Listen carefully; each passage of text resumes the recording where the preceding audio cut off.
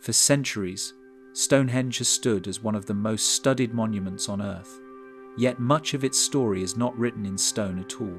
It lies beneath it.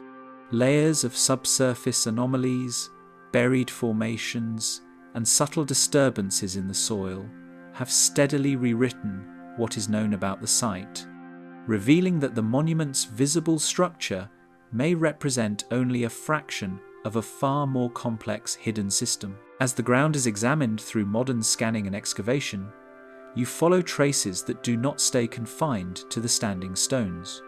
Circular features, deep interruptions in the earth, and extended alignments begin to appear in unexpected places, as if the landscape itself has been marked by activity that predates or extends beyond what is visible above.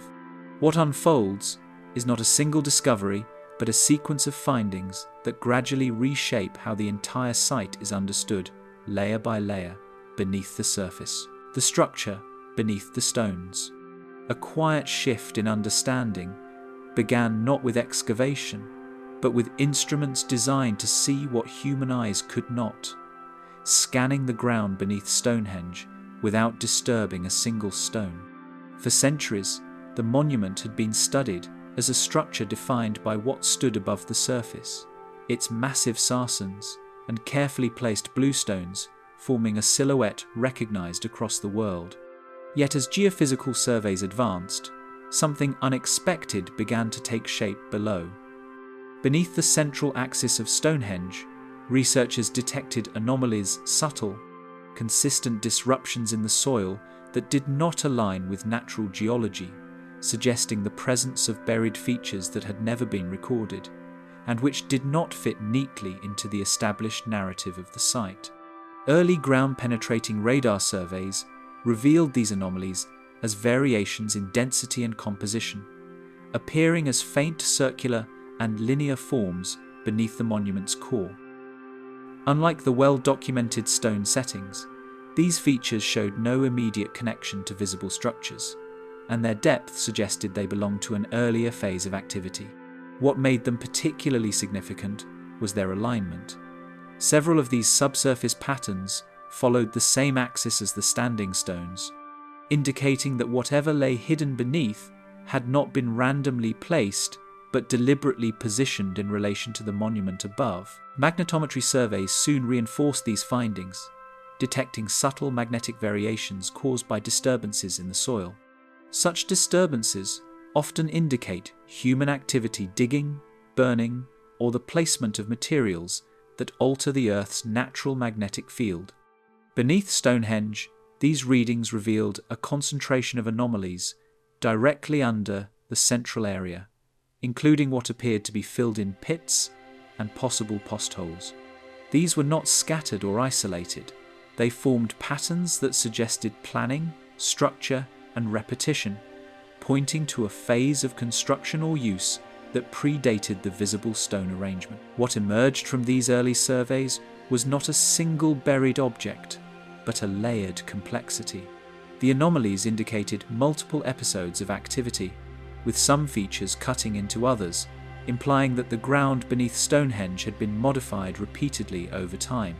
This contradicted earlier assumptions that the monument's history could be understood as a relatively linear sequence of construction phases.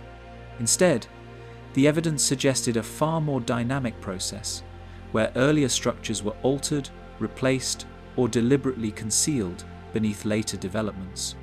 One of the most striking aspects of these findings was the presence of what appeared to be a circular arrangement beneath the central area. Faint but consistent across multiple survey methods. This buried ring did not correspond exactly to the stone circle above it, raising questions about its purpose and chronology. If it represented an earlier monument, then Stonehenge was not an isolated creation, but part of a longer tradition of building at the same location, with each phase leaving traces that were partially erased yet never entirely removed. The soil itself provided further clues. Variations in compaction and composition suggested that some of these subsurface features had been intentionally filled in, rather than simply abandoned. In archaeological terms, this kind of deliberate infilling often indicates a conscious effort to close or transform a space, rather than leaving it to decay naturally. Beneath Stonehenge, such evidence hinted that earlier structures may have been purposefully buried, their presence concealed as new phases of construction took place above them. As survey techniques became more refined, the resolution of these underground images improved, revealing sharper outlines and more defined shapes.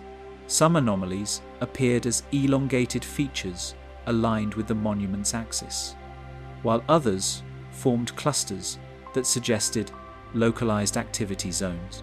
These patterns did not resemble natural formations. They carried the unmistakable signature of human design, even if their exact function remained unclear. The consistency of their orientation reinforced the idea that the builders of Stonehenge were responding to something already present beneath their feet. The implications of these discoveries extended beyond the monument itself. If the central axis of Stonehenge had been established in relation to earlier buried features, then the alignment of the stones, often associated with astronomical events, such as the solstices, might also have deeper origins. This raised the possibility that the significance of the site was not defined solely by the visible structure, but by a continuity of meaning that stretched back into phases now hidden underground. Despite the growing body of data, excavation of these anomalies has remained limited, largely due to the desire to preserve the integrity of the site. As a result, much of what is known comes from indirect observation rather than direct evidence. This has created a tension between what can be detected and what can be confirmed, leaving researchers to interpret patterns that are visible only through instruments. The absence of physical exposure adds to the uncertainty, but it also preserves the possibility that the most significant features remain undisturbed, waiting beneath the surface. Comparisons with other prehistoric sites have provided some context, but none align perfectly with what has been detected beneath Stonehenge. While circular enclosures, post-hole structures, and ceremonial pits are known from various Neolithic contexts, the combination and arrangement of features beneath this particular site appear unusually complex.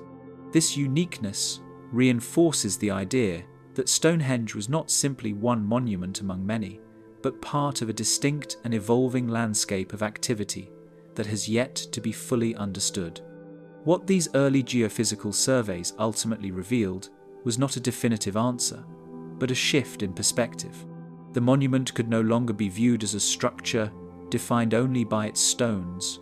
It had to be understood as the visible expression of something far more extensive, much of which remains concealed. The anomalies beneath the central axis suggested that the story of Stonehenge begins not with the stones themselves, but with a series of actions and decisions that were later hidden, either by design or by the passage of time.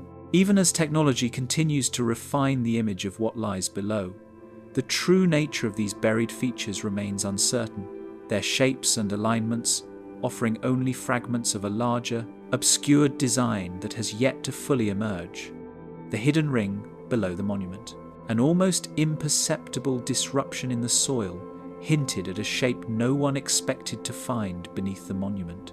For generations, attention had remained fixed on the towering stones, their arrangement studied in relation to the sky, the seasons, and the surrounding landscape.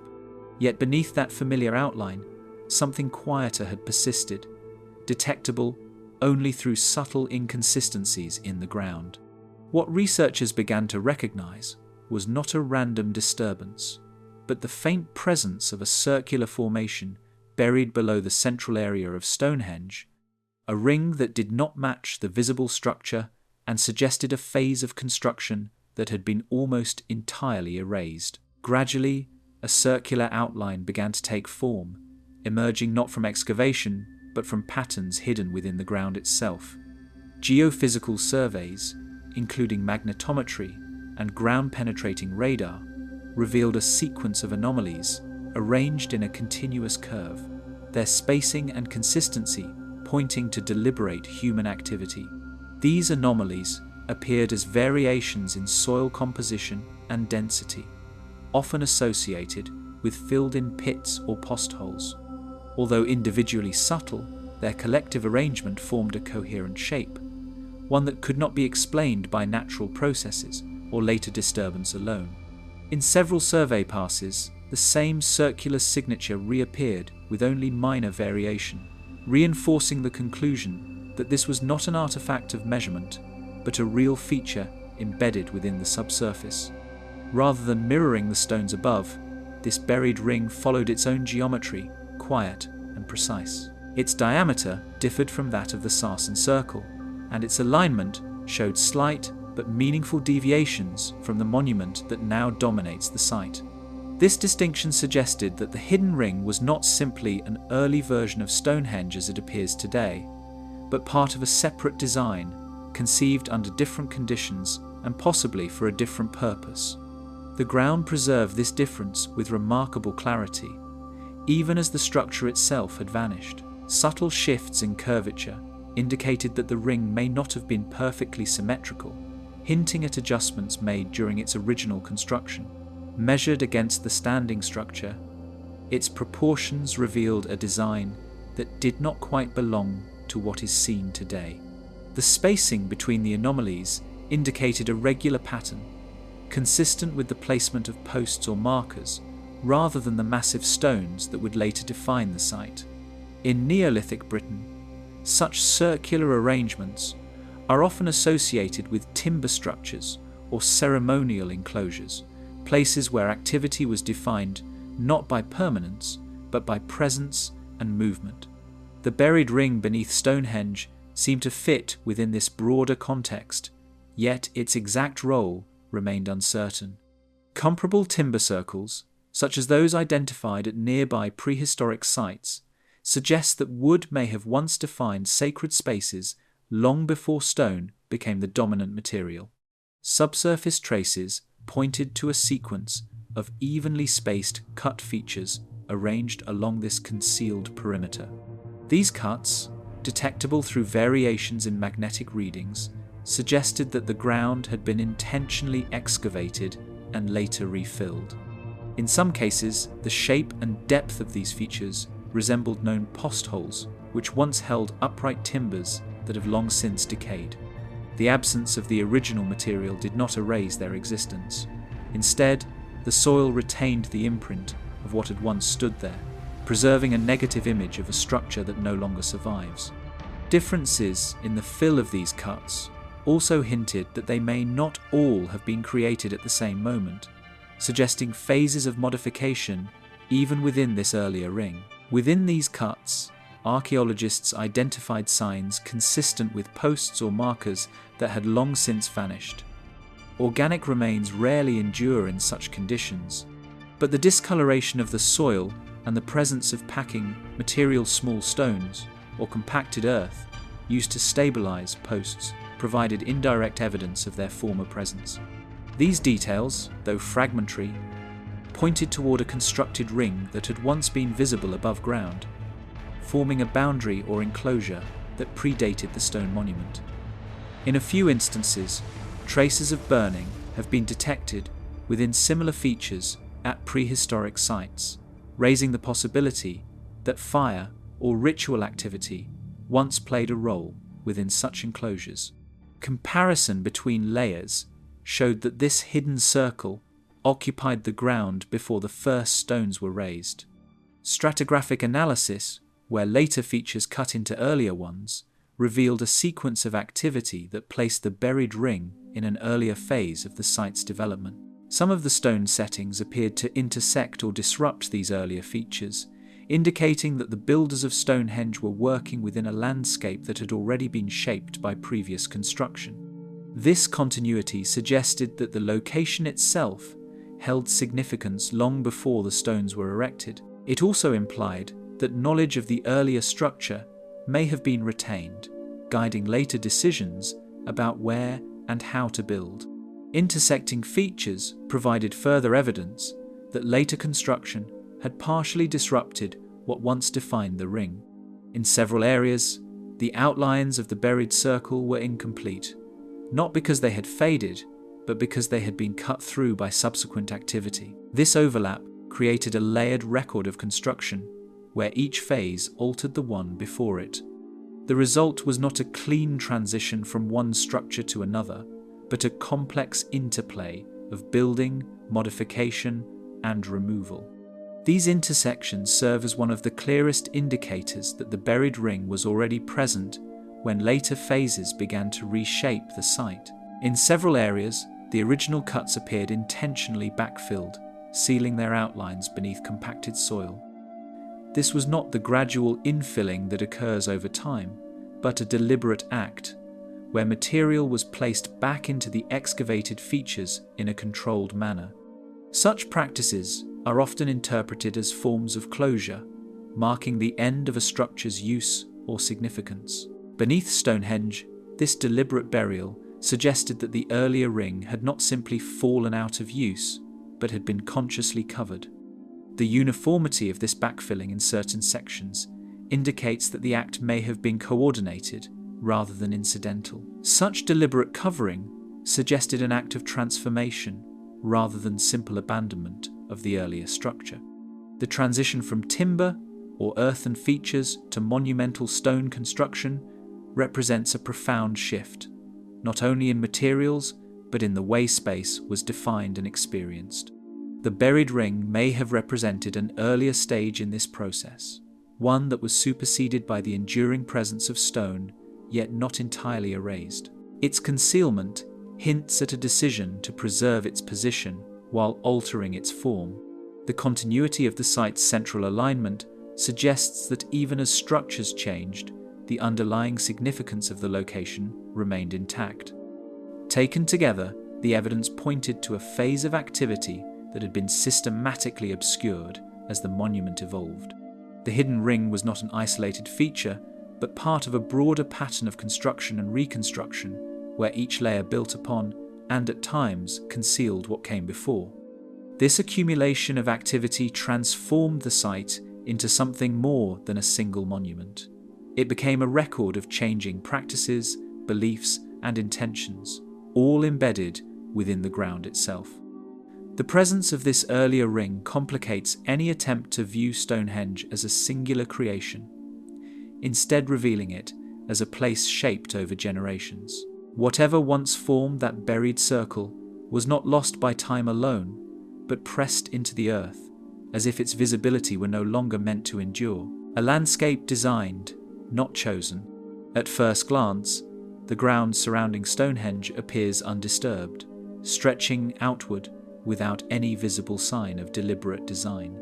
The low chalk plain gives little indication that it has been shaped by anything more than time and weather, its surface offering no obvious boundaries or structures beyond the monument itself. Yet what lies beneath this quiet terrain tells a different story, one that extends far beyond the stones. The same investigations that revealed hidden features beneath Stonehenge also uncovered patterns in the surrounding landscape, buried pits, ditches, and alignments that suggest the monument was not simply built here, but placed within a space that had already been carefully organized. Beneath this surface, however, surveys have revealed lines and shapes that do not occur by chance. Magnetometry and ground-penetrating radar have identified long, linear anomalies cutting through the soil, some extending for hundreds of meters with a consistency that natural processes rarely produce.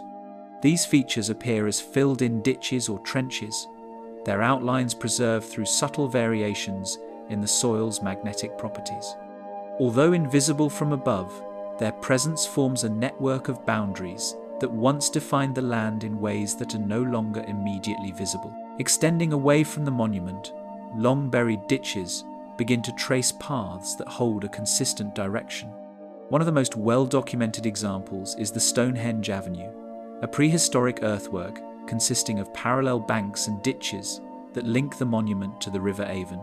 Excavations have shown that this avenue aligns closely with the solstitial axis of Stonehenge, reinforcing the idea that orientation was a critical factor in its construction. Beyond this known feature, additional linear anomalies have been detected, some less defined, but still suggesting that the landscape was segmented and directed through intentional design. Across wider areas, clusters of pits emerge in patterns that resist any natural explanation. These pits, often large and circular, have been identified through extensive surveys of the surrounding terrain, including work associated with the Stonehenge Hidden Landscapes project. In some cases, they form partial arcs or rings, while in others, they appear as isolated concentrations that nonetheless align with broader patterns. Their scale and distribution indicate that they were not random excavations, but part of a coordinated effort to alter the land, possibly marking boundaries, routes, or zones of activity. When these features are considered together, their placement suggests coordination rather than isolation. The ditches, pits, and enclosures do not exist independently. They intersect, align, and occasionally mirror one another across considerable distances. This interconnectedness implies that the builders were working with a broader plan in mind, one that extended beyond the immediate footprint of Stonehenge. Rather than selecting a location and constructing a monument, they appear to have shaped the environment itself, embedding meaning into the land on a scale that is only now becoming visible. Alignment becomes increasingly difficult to ignore as certain lines correspond with known orientations of the monument. The solstitial axis, marked by the alignment of the heel stone with the rising sun at the summer solstice, is echoed in the direction of the Stonehenge Avenue and appears to influence other features in the surrounding area. While not every element conforms precisely to this axis, the recurrence of similar orientations suggests that directional alignment played a significant role in how the landscape was organized. This consistency points to a level of planning that extends beyond individual structures. Movement through this terrain may once have followed routes defined not by convenience, but by constructed boundaries. The avenue, with its carefully shaped banks and ditches, provides a clear example of a path that was both physical and symbolic, guiding movement toward the monument along a prescribed route. Other, less defined alignments hint at additional pathways, now obscured but still detectable through subsurface analysis.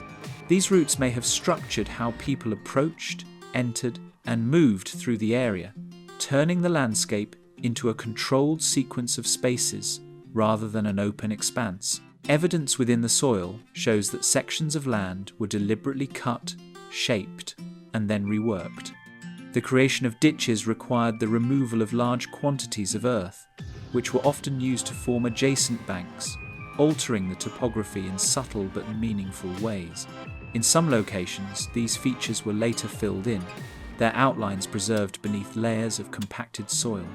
This process of cutting and refilling indicates that the landscape was not only constructed, but also modified over time, with earlier features being reshaped or concealed as new phases of activity took place. Scale begins to reveal itself only when these features are mapped beyond the immediate vicinity of the stone. Surveys have shown that the engineered landscape extends well beyond Stonehenge, encompassing nearby sites such as Durrington Walls, a large Neolithic settlement and ceremonial complex located just a few kilometers away. The relationship between these sites, suggested through alignments and shared orientations, indicates that they were part of a broader system rather than isolated locations. This wider perspective transforms the understanding of Stonehenge from a single monument into a focal point within a much larger network. What appears as separate discoveries instead forms part of a broader arrangement extending across the landscape. The pits, ditches, avenues, and enclosures, when viewed collectively, reveal a pattern of organization that cannot be easily attributed to coincidence. Each element contributes to a larger design, one that integrates natural features such as the River Avon with constructed elements that guide movement and define space. This integration suggests a deliberate effort to shape not only the physical environment, but also the experience of those who moved through it. Taken as a whole, the ground surrounding Stonehenge reflects decisions that go far beyond the placement of stones alone. The evidence points to a landscape that was engineered with intention, where every cut, alignment, and boundary played a role in a larger design. What was found hidden beneath and around the monument challenges the idea that Stonehenge stands as an isolated achievement, instead revealing it as part of an extensive and carefully structured environment that has only partially survived. The patterns etched into the land suggest that the monument was not placed within the landscape, but positioned inside something that had already been carefully constructed. The deep shaft discoveries. Excavation reports from within the Stonehenge landscape first drew attention to features that descended far deeper than expected for any known prehistoric construction. What initially appeared in field records as irregular anomalies soon became more defined through repeated investigation, revealing cuts in the chalk that extended well beyond the scale of ordinary pits or postholes. In the context of what has already been found hidden beneath Stonehenge, these discoveries added a new dimension to the site, suggesting that the most unusual activity was not only spread across the surface and subsurface patterns, but also driven deep into the ground itself. Measurements taken during initial surveys confirmed that several of these cuts extended well beyond the depth of typical Neolithic pits or postholes. In most known prehistoric contexts, excavated features rarely exceed depths that would require significant effort with stone or bone tools, yet these shafts consistently surpassed those expectations. Their dimensions were recorded with careful precision, and across multiple examples, the depth remained strikingly consistent, implying that this was not an isolated occurrence, but part of a repeated practice. Unlike shallow structural impressions elsewhere on the site, these shafts revealed sharply defined vertical profiles carved directly into the chalk subsoil. The walls of the cuts were often near vertical, an unusual characteristic for prehistoric excavation, where sloping sides are more common due to tool limitations and soil stability. This sharpness of form suggests deliberate shaping, as if the intention was not simply to remove material, but to create a controlled and stable vertical void within the earth. Within their form, the geometry of the cuts suggested deliberate shaping rather than irregular digging or natural collapse. Some shafts displayed subtle variations in width at different depths, while others maintained a near uniform profile from top to bottom. These differences indicate that the features were not produced by a single accidental process, but rather through repeated, controlled actions. The precision observed in several examples challenges assumptions about the limitations of Neolithic engineering techniques. Sediment analysis from the fill layers indicated that the shafts had not remained open for a single continuous phase of use. Instead, distinct layers of infilling were identified, including compacted soil, chalk fragments, and occasional inclusions that suggested deliberate backfilling events. In some cases, the composition of these layers differed significantly from the surrounding natural deposits, implying that material was introduced into the shafts at different moments rather than accumulating naturally over time.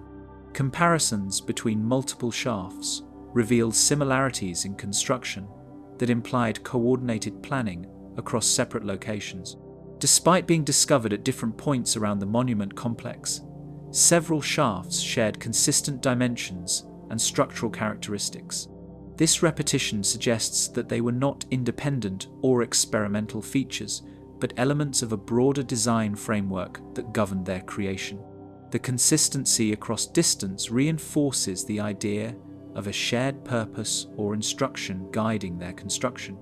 Positioning data showed that these deep features did not cluster randomly, but appeared in relation to other archaeological elements nearby. Some shafts align loosely with known features such as ditches or avenues, while others occupy positions that appear deliberately offset yet still integrated into the wider spatial arrangement. This suggests that their placement was not arbitrary, but informed by a broader understanding of the landscape, one that remains only partially visible through surviving evidence. Interpreting their function has proven difficult, as no direct structural equivalent exists within the known framework of the monument above. Unlike post holes or foundation trenches, these shafts do not clearly correspond to visible structures that would have stood above them. This absence of an obvious superstructure leaves their purpose open to interpretation, with possibilities ranging from ritual deposits to symbolic acts of ground modification, though none can be confirmed with certainty. The scale of effort required to create such shafts in solid chalk suggests a level of intention that exceeds ordinary practical need.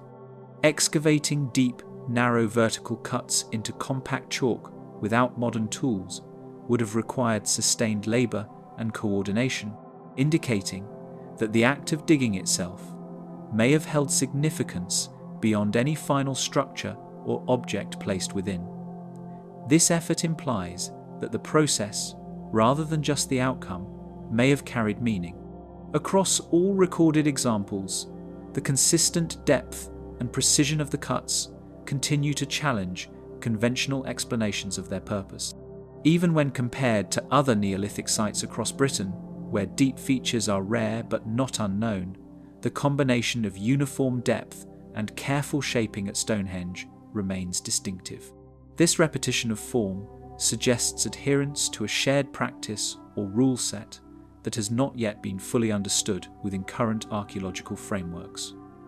As a unified whole, the evidence suggests that what lies beneath Stonehenge extends not only outward and across the landscape, but downward into an intentional depth that has yet to be fully understood.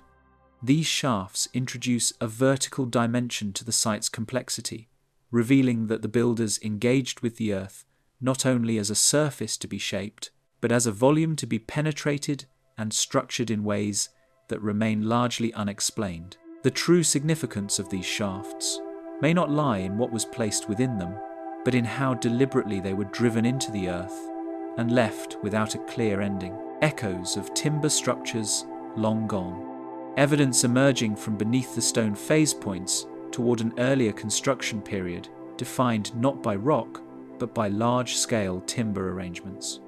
In the context of what has already been found hidden beneath Stonehenge that changes everything, these traces add another layer to the understanding of the site, suggesting that the visible monument may represent only the final expression of a much longer architectural sequence. Before the arrival of massive stones, the same ground appears to have supported a very different kind of structure, one built entirely from wood, now vanished, except for the faintest impressions left behind in the earth. This shift from organic to enduring material is not just a change in construction, but a change in how permanence itself was expressed in the landscape. Little survives of these earlier structures beyond faint impressions left in the soil where massive posts once stood. Archaeological investigation has revealed darkened soil stains and circular cuts in the chalk, features that are widely interpreted as post holes. These negative spaces, where wood once occupied the ground, preserve only the shape of absence, yet their distribution is too regular to be dismissed as natural disturbance. In some cases, subtle differences in fill material suggest posts of varying sizes, hinting that the structure may not have been uniform, but built in stages or sections over time.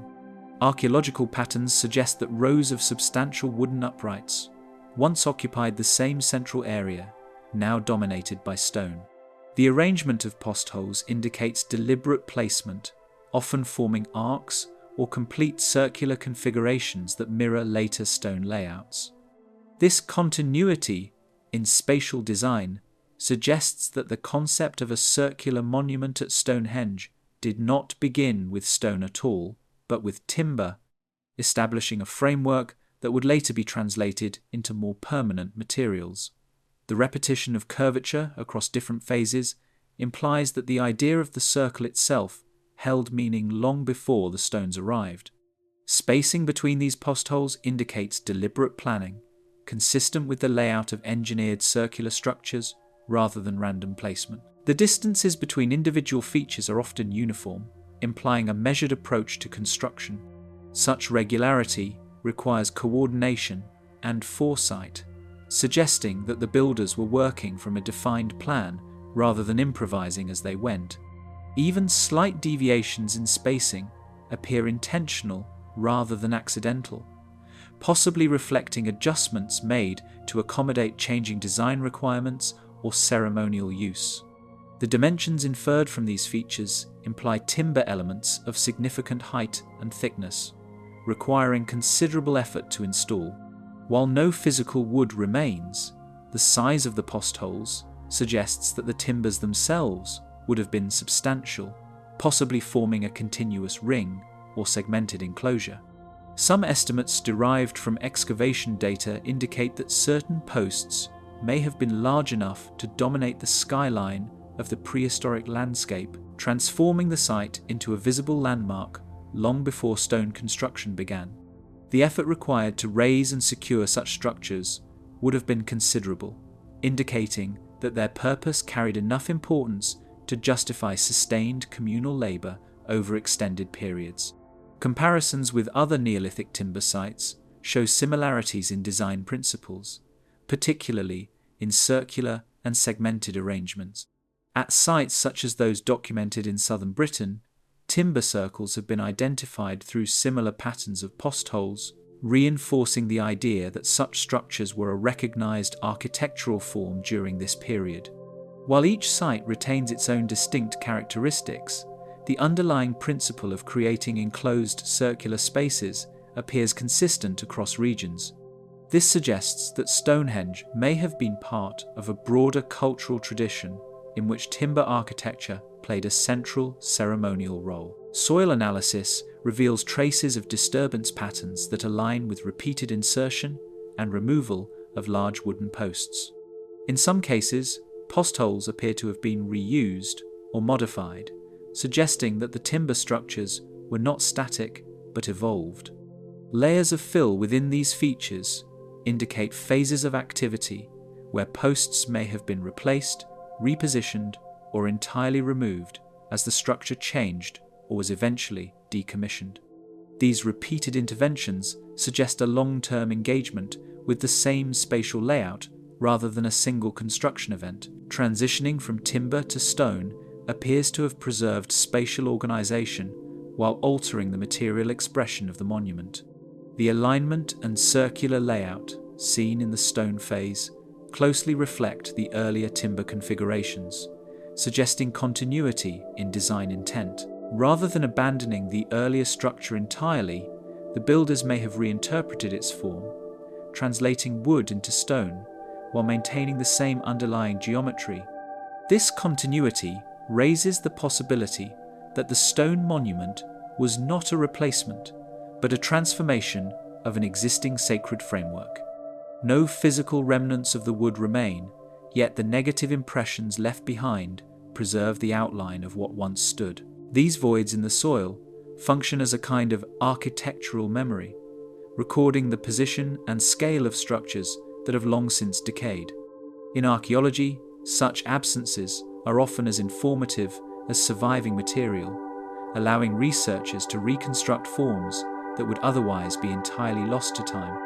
Even subtle variations in soil colour and compaction contribute to this reconstruction, offering indirect evidence of structural presence. Reconstruction models based on post-hole distribution suggest an enclosed wooden structure that may have defined ceremonial space. These models are built not from surviving objects, but from spatial logic derived from excavation data, offering a tentative visualization of what the site may have looked like during its earlier phase. While such reconstructions remain interpretive, they provide a framework for understanding how the space may have been experienced before the arrival of stone. Some models even suggest multiple concentric arrangements, hinting at a more complex architectural plan than a single ring of posts. Across these findings, a continuous thread emerges in which timber construction appears to predate and inform the later stone arrangement. The repetition of circular design, consistent spatial organization, and careful alignment suggests that the site was not rebuilt from scratch, but evolved through successive material stages. Each phase appears to retain elements of the one before it, preserving a sense of continuity, even as the physical structures changed. This layered development implies that the meaning of the site may have been maintained even as its physical expression transformed.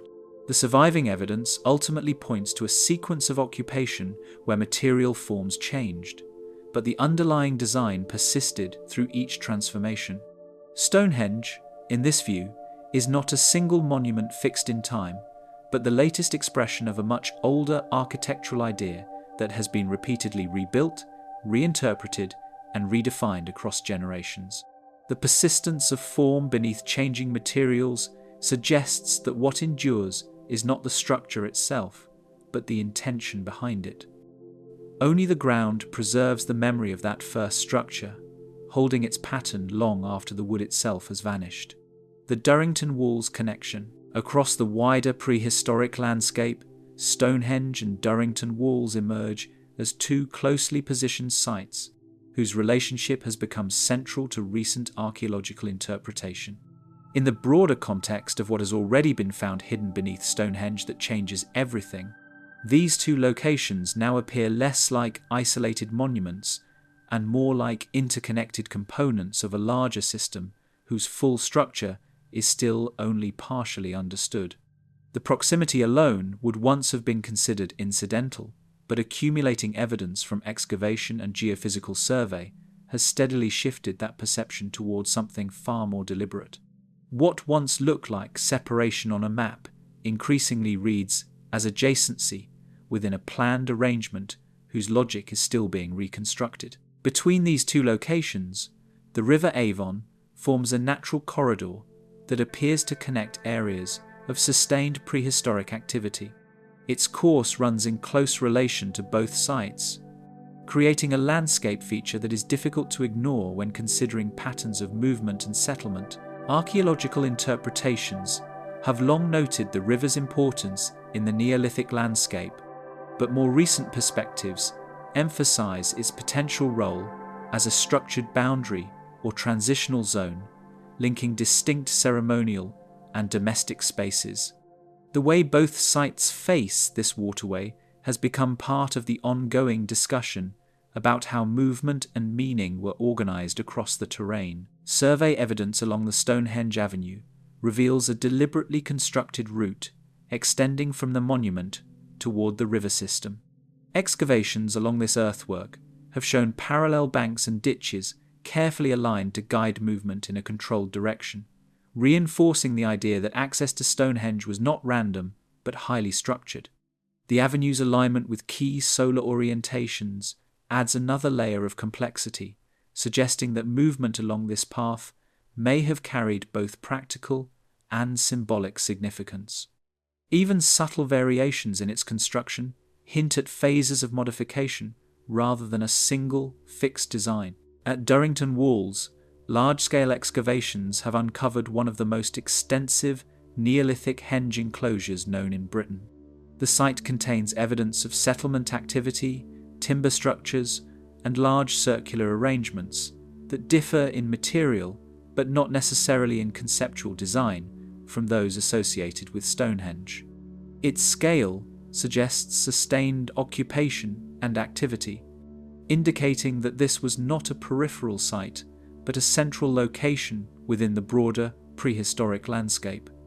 Animal bone assemblages and domestic debris found in parts of the enclosure have further reinforced the interpretation of everyday life occurring in proximity to monumental construction. Comparative analysis of both sites indicates shared patterns in orientation that suggest more than coincidental alignment. Certain structural features at Durrington Walls appear to correspond loosely with the directional axes observed at Stonehenge, particularly those connected to solstitial alignments. While not perfectly mirrored, the recurrence of similar orientations across both sites suggests that shared principles may have guided their placement and construction within the landscape. These directional correspondences become more significant when viewed in relation to the River Avon, which itself follows a broad but consistent trajectory between the two. Timber structures identified at Durrington walls reflect architectural principles that appear consistent with earlier evidence found beneath Stonehenge. Posthole patterns and circular arrangements at both locations suggest a shared tradition of timber-based construction, where wood was used to define space before the transition to stone. This material continuity reinforces the idea that both sites may have participated in the same evolving architectural and ceremonial framework. The repetition of circular geometry across different materials hints at an underlying design logic that persisted even as construction methods changed. Movement between the two sites may have followed structured pathways that linked distinct but related zones of activity. The River Avon and associated earthworks suggest a landscape designed to guide movement between areas that may have served different but complementary purposes. Rather than functioning as isolated centres, Stonehenge and Durrington walls may have been connected through routes that shaped how people experienced and moved through the landscape. The idea of seasonal gatherings has been proposed in archaeological interpretations, where populations may have shifted between locations depending on the time of year and activity type. Modern archaeological classifications often separate the sites into different functional categories, despite growing evidence of interconnection. Stonehenge is frequently interpreted as a ceremonial or ritual monument, while Durrington walls is often associated with settlement and domestic activity. However, this division becomes less clear when considering the spatial and structural relationships between the two, where boundaries between ritual and daily life may have been far more fluid than previously assumed. The presence of feasting remains at Durrington walls, combined with ceremonial alignments at Stonehenge, complicates any strict separation of function. Geophysical mapping across the broader landscape continues to reveal correspondences that challenge the idea of isolated monuments. Subsurface surveys have identified alignments, pathways, and structural patterns that extend across both sites, suggesting a level of planning that operates at a landscape scale. These findings increasingly point toward a system in which individual sites were designed in relation to one another rather than independently. Even variations in soil signatures between the two locations are being re-examined for potential connections in construction phases. Patterns recorded across multiple survey datasets point toward a coordinated spatial arrangement extending across both locations. The repetition of certain structural orientations, distances, and alignments across independent survey methods strengthens the interpretation of intentional design. While no single feature confirms the system in full, the accumulation of small correspondences across both sites creates a broader picture that is difficult to dismiss as a coincidence. Each new dataset adds another fragment to a pattern that is still incomplete but increasingly coherent. The relationship between Stonehenge and Durrington walls increasingly suggests a level of planning that integrates distance, direction, and purpose into a single framework. Rather than existing as separate entities, the two sites appear to function as parts of a broader system in which spatial organization played a central role.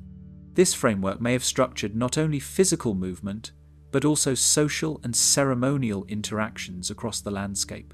The scale of coordination implied by this relationship continues to challenge earlier assumptions about how Neolithic communities organize space and meaning. The space between the two monuments no longer reads as separation, but as part of a design that still resists full interpretation. Buried evidence of ceremonial processions. Subsurface alignments begin to register not as static features, but as repeated directional traces that imply movement through the landscape over long periods of use. In relation to what has already been found hidden beneath Stonehenge that changes everything, these traces introduce another dimension to the site, suggesting that its significance was not confined to what stood in place, but also extended into how people repeatedly approached and moved through it. What emerges from the data is not a single path or isolated route, but a pattern of directional consistency that appears to persist beneath the surface of the entire surrounding area. Even where the ground appears visually unchanged, geophysical signatures hint at structured repetition that is only visible through subsurface analysis. Archaeological interpretations of processional systems suggest that Stonehenge functioned within a broader network of guided approach, rather than as an isolated destination. This perspective shifts attention away from the monument as a singular endpoint and toward the experience of reaching it, where movement itself may have carried structured meaning. Within this framework, the surrounding landscape becomes an active component of design, where routes, alignments, and natural features collectively shape how the monument is encountered. The idea of arrival becomes secondary to the act of transition through space.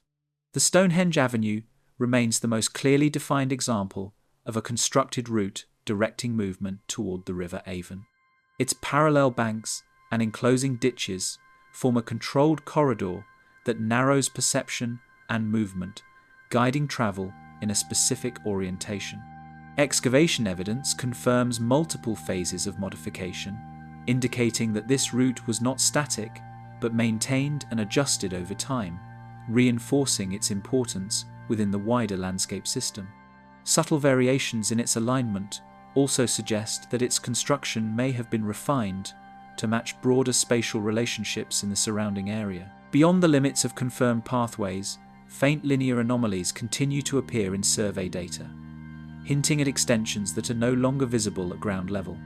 These features do not form a continuous mapped route, yet their repeated appearance in different datasets suggests that they may relate to broader patterns of movement that have not survived in full form. In some cases, these anomalies align loosely with known features, suggesting possible continuity beyond what is currently preserved. Their fragmented nature raises the possibility that only sections of a once more extensive system remain detectable. Consistency in directional signatures across multiple features suggests that movement was governed by shared spatial principles rather than incidental travel patterns. Certain alignments recur at different points across the landscape, often oriented in ways that correspond to major monuments or natural features. While these patterns do not confirm a single unified pathway system, they indicate that directionality was a recurring and possibly deliberate component of landscape organization. Even minor deviations appear to follow recognizable structural logic rather than random variation. Relationships between major Neolithic sites in the region indicate that access routes may have been structured to link distinct but related activity zones. Stonehenge, Durrington walls, and surrounding features appear to occupy positions within a broader spatial framework, where movement between them could have followed recognizable corridors. These connections suggest that distance was not merely geographic separation, but part of an organized system of interaction. The spatial spacing itself may have carried meaning, shaping how transitions between places were experienced. The River Avon appears repeatedly in these patterns, not as a barrier, but as a recurring point of alignment within movement-based interpretations of the landscape. Its course intersects with key features in ways that suggest integration rather than obstruction, potentially guiding or structuring movement between sites. This relationship has led to interpretations that view the river as an active component in shaping processional behavior rather than a passive natural boundary. In certain alignments, the river appears to function as a pivot point around which movement was organized. Modern agricultural activity and erosion processes have likely removed most surface evidence of ancient pathways, leaving only indirect subsurface traces.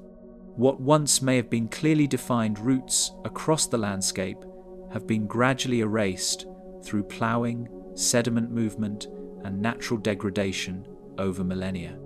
As a result, modern understanding relies heavily on geophysical techniques that detect subtle variations beneath the surface rather than visible remains. In some areas, even deeply buried features survive only as faint contrasts in soil composition. Geophysical readings across separate surveys reveal repeated alignments that may correspond to long-term, habitual movement corridors. These patterns do not always form continuous lines, but their recurrence across different locations suggests underlying structural logic. The interpretation of such data remains cautious, yet the persistence of directional consistency continues to draw attention from researchers examining landscape-scale organization. Some alignments appear to converge on key points, suggesting potential nodes of repeated activity. Accumulated evidence from these directional markers suggests that passage through the area followed structured and reinforced routes rather than informal foot traffic. The repetition of similar orientations across different features implies that movement may have been guided by shared cultural or ceremonial practices. Even without complete physical pathways, the consistency of these indicators points toward a landscape shaped by repeated human engagement. Over time, such repetition may have reinforced the visibility of certain routes, while allowing others to fade. The broader pattern implies that movement itself formed a designed element of the landscape, shaping how connections between sites were experienced and maintained over time. Rather than being secondary to construction, movement appears to have been integrated into the spatial logic of the region, influencing how monuments and natural features were positioned relative to one another. This perspective reframes the landscape as an active system of directed experience, rather than a passive setting. The act of moving through the landscape may have been as significant as the destinations themselves. What survives today may be only the faintest structural memory of routes that once dictated how people moved through an intentionally ordered world. The mass graves beneath the surface, cremation deposits recovered from within and around Stonehenge, reveal that human remains form a persistent and deliberate component of the monument's earliest phases of use. In the wider context of what has already been found hidden beneath Stonehenge that changes everything, these discoveries add a more immediate and human dimension to a site often described through its architecture and alignments, reminding us that beneath its structural complexity lies a repeated engagement with mortality itself. The presence of cremated bone within the monument complex shifts interpretation away from purely architectural intention and toward a landscape where human remains were actively incorporated into its formation. Even in fragments, these remains introduce a consistent human presence that runs through multiple phases of the site's development. Records of burial activity at the site indicate that the treatment of the dead was closely integrated into the evolving construction history of the monument. Rather than existing as a separate funerary ground, Stonehenge appears to have developed in parallel with repeated acts of deposition involving cremated remains. These acts were not isolated occurrences, but part of a sustained pattern that continued across different phases of use, suggesting that the handling of human remains was embedded within the broader life cycle of the site. In some cases, deposition appears to coincide with major construction changes, implying that burial activity and monument modification were not separate processes. The Aubrey holes contain some of the earliest known cremated remains associated with Stonehenge, positioned within a structured circular arrangement. Excavations have revealed that a number of these pits held cremated human bone, placed deliberately rather than scattered randomly. Their arrangement within a precise ring emphasizes that these deposits were not incidental, but part of an ordered system of placement that reflects early engagement with both ritual structure and spatial design. The consistency of this circular distribution continues to be one of the most distinctive features of the site's earliest mortuary phase. Distribution patterns of human remains show that deposits are spread across multiple contexts, rather than confined to a single burial zone. Cremated material has been identified not only within the Aubrey holes, but also in later phases of construction and surrounding features, indicating that the practice of depositing remains persisted over time. This spatial dispersion suggests that the act of placing human remains was not restricted to one moment or one location, but extended across different stages of the monument's development. The recurrence of deposits in structurally significant areas suggests intentional integration rather than peripheral disposal. The fragmentary nature of cremated bone requires careful interpretation, as the remains survive only in a highly altered physical form. Exposure to fire and subsequent deposition processes reduce the body to small, often incomplete fragments, making reconstruction of individual identities impossible. Despite this fragmentation, the presence of such remains within structured contexts confirms deliberate treatment rather than accidental inclusion, reinforcing their significance within the archaeological record. In some cases, microscopic analysis has revealed that even the smallest fragments were selected and placed with apparent care. Placement of burial material appears to follow identifiable spatial patterns that suggest intentional positioning within specific areas of the monument. Rather than being distributed randomly, cremated deposits often occur in relation to architectural features or defined zones within the site. This patterning implies that the positioning of human remains was governed by spatial considerations that may have carried meaning within the broader organization of the monument. Certain concentrations appear to align with key structural transitions, hinting at a relationship between burial activity and construction phases. Construction phases at Stonehenge show repeated overlap with areas where human remains have been identified, indicating a close relationship between building activity and deposition.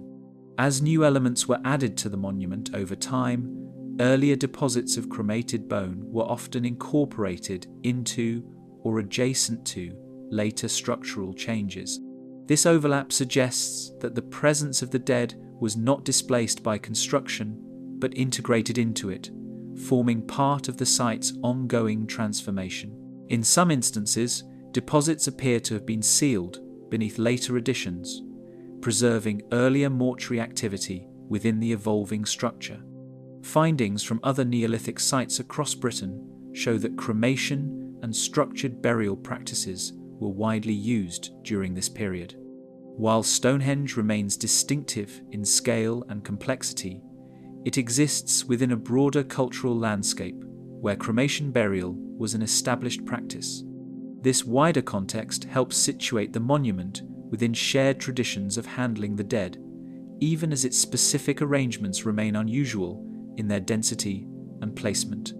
The comparison also highlights how Stonehenge amplifies, rather than deviates from broader mortuary patterns of the time. Interpretation of the site increasingly positions Stonehenge as a place where mortuary activity and monument construction were deeply interconnected processes. Rather than separating burial from building, the evidence suggests that both were part of a continuous sequence of activity.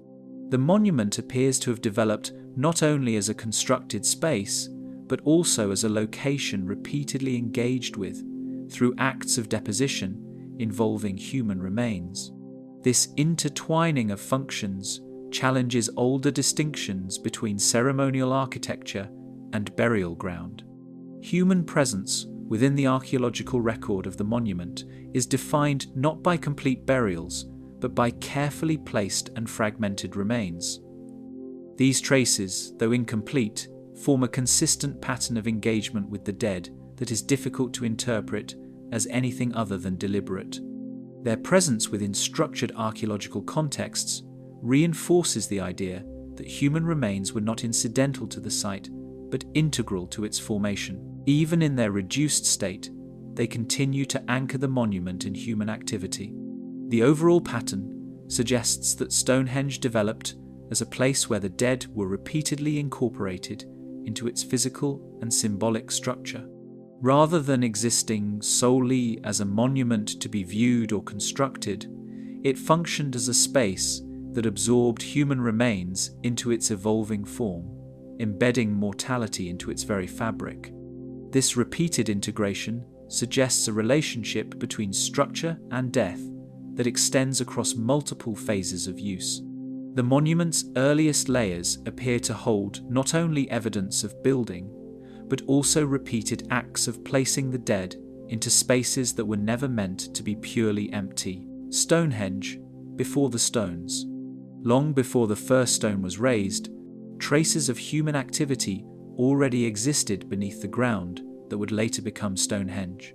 In the context of what has already been found hidden beneath Stonehenge that changes everything, these deeper layers introduce an unsettling extension of the site's timeline, suggesting that its importance did not begin with monument building at all. Instead, the ground itself appears to preserve evidence of human presence stretching back into a period thousands of years earlier, long before any recognizable structure took form. This shift in perspective reframes the monument not as an origin point, but as something placed onto an already meaningful landscape. Earlier than the Neolithic construction phases, isolated features beneath the monument reveal a much older presence that predates its formation by thousands of years. These traces belong to the Mesolithic period, a time far removed from the architectural complexity of Stonehenge, yet still marked here by subtle disturbances in the soil. The significance of these features lies not in their appearance, but in their survival beneath later construction, preserved beneath layers of activity that would eventually reshape the entire site. Their existence forces a reconsideration of how deeply time is embedded beneath the monument's foundations. Subsurface postholes discovered beneath Stonehenge represent some of the earliest known evidence of human activity at the site. Unlike later stone settings or timber arrangements, these features do not form a visible structure on the surface, yet their placement suggests deliberate action. Excavations have identified a series of circular impressions cut into the natural chalk, each one indicating that wooden posts may once have stood here, even if only briefly, and long before the monument as it is known today. Some interpretations suggest they may have formed a temporary arrangement, though no surviving pattern confirms its full design. At the deepest archaeological levels, these Mesolithic features appear disconnected from any recognizable architectural structure. There is no surviving alignment or enclosure that links them into a coherent system, leaving their purpose open to interpretation. What remains is only the physical act of digging and placing, preserved without the broader context that would normally give such features clear meaning. Even so, their repeated presence in a confined area suggests that this was not a random disturbance, but repeated human attention directed toward the same ground. The nature of these early traces suggests repeated human engagement with the location without clear evidence of permanent construction. Rather than a single occupation event, the distribution of postholes implies that people returned to this spot multiple times across an extended period. Each return left only minimal physical evidence, yet together they indicate that the location held some form of significance long before Stonehenge existed.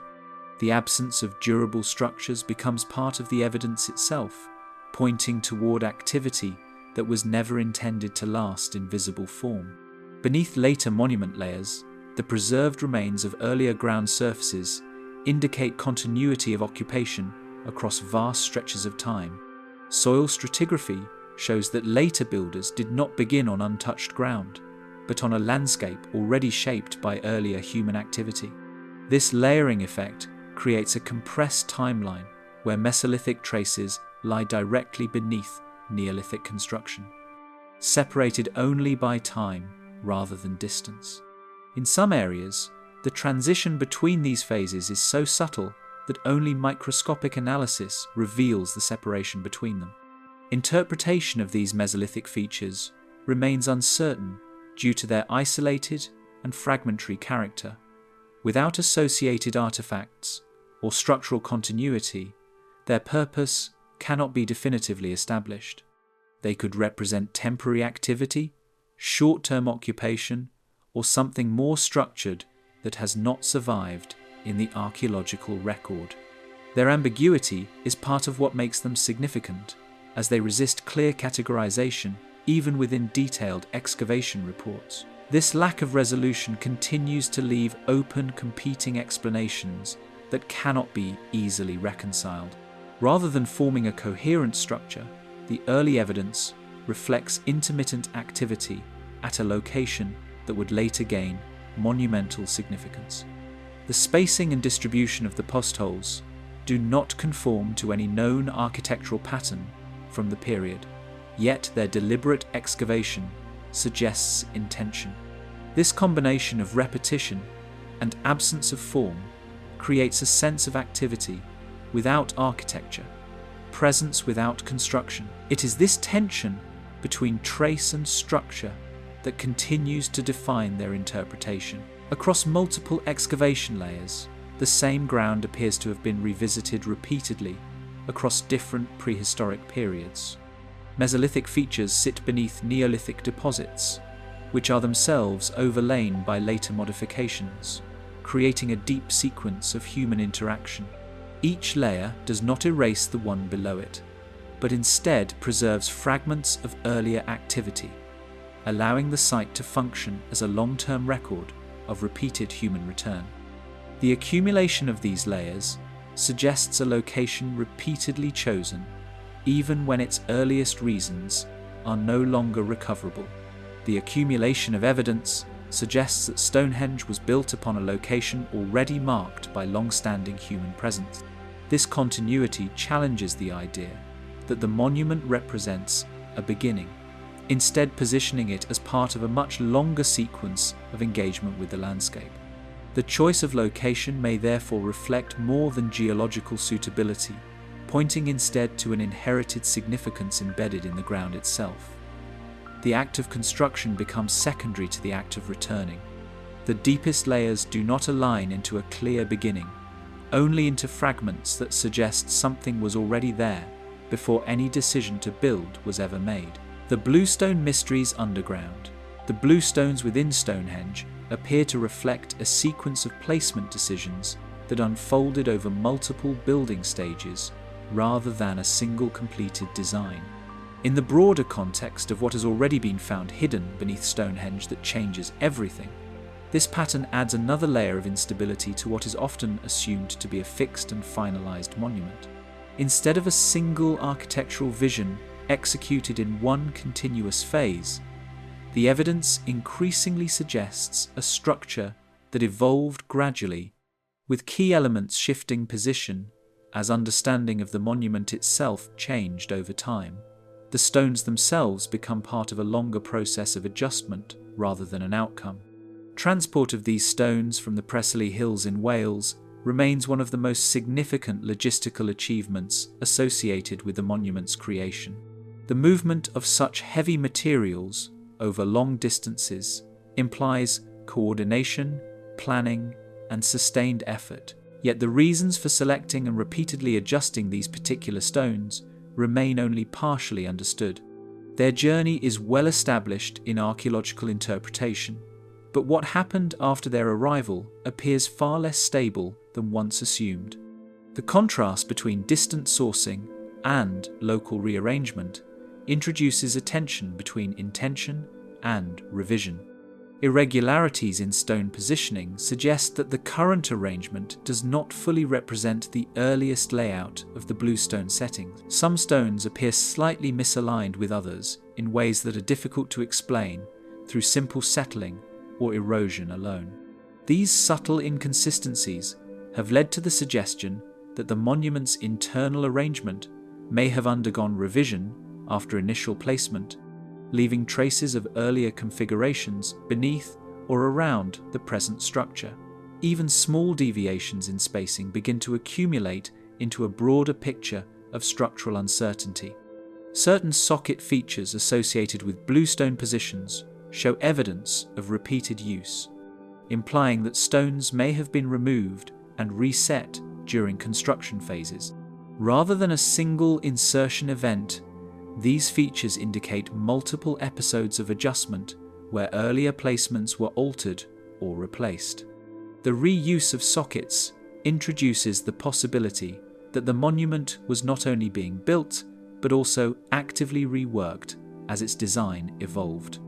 In some cases, the same position appears to have accommodated more than one phase of placement activity. Shifts in spacing between individual stones indicate that alignment decisions were adjusted rather than fixed at the outset. Measurements across different sections of the bluestone circle reveal variations that do not conform to a single uniform plan. These deviations suggest that the arrangement may have been subject to ongoing correction, with spatial relationships between stones recalibrated during different stages of development. The overall geometry therefore reads less like a fixed template and more like a structure under continual refinement. Phased building activity within the monument suggests that bluestone placement occurred across distinct intervals separated by significant modification. Rather than a continuous process, construction appears to have been interrupted and resumed, with each phase introducing subtle but meaningful changes to the overall layout. This staggered progression complicates attempts to define a single moment at which the bluestone arrangement became final. Each interval leaves behind partial evidence that does not fully align with the next. Soil and packing variations around stone settings preserve subtle indicators of earlier structural configurations, now no longer visible. These differences in composition and compaction can sometimes reveal where stones once stood or were repositioned, even when the stones themselves are no longer in place. Such traces provide indirect evidence of change that would otherwise be invisible within the monument's current form. In certain areas, the layering suggests deliberate disturbance rather than natural settling. Reconstruction of the bluestone sequence remains challenging due to overlapping phases of placement and alteration. Each layer of activity partially obscures the one before it, creating a compressed record of decisions that are difficult to separate chronologically. As a result, the precise order in which stones were moved, placed, or adjusted cannot be definitively established from the surviving evidence alone. The sequence exists more as a set of possibilities than a single recoverable narrative. Alterations in stone arrangement over time point toward an evolving architectural plan rather than a single completed blueprint. The monument appears to have developed through a series of adjustments that reflect changing intentions or practical constraint. This evolving pattern suggests that the design of Stonehenge was not static, but responsive to conditions that may have shifted during its long period of construction. Each modification leaves behind a subtle contradiction in the overall layout. The movement and repositioning of bluestones reflect a process of continuous adjustment during the monument's development. Rather than being fixed elements from the moment of arrival, these stones appear to have been integrated into a system that remained open to modification. Their placement history suggests a structure that was actively refined rather than simply assembled. Even stability appears to have been achieved gradually rather than immediately. All available evidence suggests that Stonehenge's final configuration represents a stabilized outcome within a much longer period of structural change and refinement. What appears permanent today may instead mark the end point of a process that involved repeated reconsideration of form, position, and relationship between elements. The monument reads less as a finished construction and more as a resolved pause within ongoing transformation. What endures in stone may simply be the last settled version of a design that was never fully fixed in place, a subterranean network of pits and rings. The assumption that Stonehenge stands alone as a defined monument becomes harder to maintain when modern subsurface mapping begins to extend outward from its core, tracing irregularities that do not conform to any visible structure. Only after these broader spatial inconsistencies are considered does the significance of what has been found hidden beneath Stonehenge that changes everything become fully apparent, as attention shifts away from the monument itself and toward a wider system embedded in the surrounding ground. The site begins to appear less like a single construction and more like a focal point within a much larger buried arrangement. What initially seemed like isolated readings now begins to resemble parts of something continuous. Recent advances in subsurface mapping techniques have allowed archaeologists to examine areas beyond the limits of traditional excavation, revealing anomalies that were previously inaccessible to interpretation. These methods do not rely on exposed remains, but on variations in magnetic response and soil density that can indicate buried features without direct contact. Within this expanded field of observation, Stonehenge is no longer isolated in its archaeological footprint, but surrounded by subtle disturbances that suggest structured activity extending outward. The shift is not in the monument itself, but in how far its influence appears to reach underground. Large-scale subsurface anomalies identified around the monument do not correspond to any visible surface features. Instead, they exist only within the data produced by remote sensing technologies, forming shapes and alignments that cannot be explained by natural geological variation alone.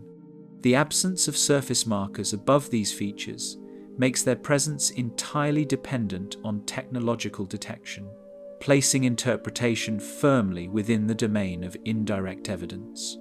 This separation between what is seen and what is measured becomes increasingly difficult to reconcile. Circular configurations detected beneath the surrounding landscape appear at multiple points beyond the immediate stone circle. These formations vary in scale, yet they share a recurring circular logic that echoes the geometry of the monument itself. Their repetition across different survey zones introduces the possibility that the design principles associated with Stonehenge were not confined to the visible structure, but extended into the surrounding terrain. Even at a distance, the same structural language appears to recur. At a broader spatial level, these subsurface features suggest that the monument may sit within a wider, patterned landscape rather than an isolated ceremonial enclosure. The distribution of anomalies does not follow random scatter, but instead suggests deliberate placement or repeated activity within defined zones. This spatial consistency raises questions about whether the visible monument represents only a central element within a more extensive arrangement now largely hidden beneath the ground. The scale of this possibility extends the problem of interpretation beyond a single site. Magnetometry and ground-penetrating radar have played a crucial role in identifying these features, allowing archaeologists to map variations beneath the surface without disturbing the soil. These technologies detect contrasts in subsurface composition, producing visual representations of structures that cannot be seen directly. Within these datasets, the landscape around Stonehenge begins to take on a structured appearance that was previously invisible.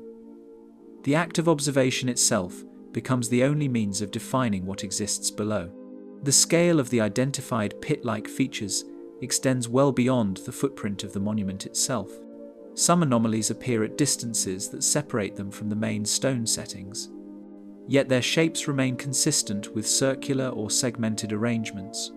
This extended distribution challenges the assumption that the monument's influence was limited to its immediate surroundings, suggesting instead a broader field of activity. The further the scan extends, the less isolated the monument appears. The absence of surface indicators above these subsurface features adds another layer of complexity to their interpretation.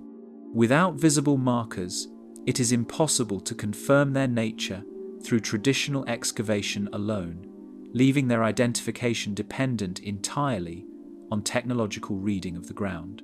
This disconnect between surface and subsurface creates a situation where the most significant features of the landscape remain physically unseen. What is known exists only as a signal, not a structure.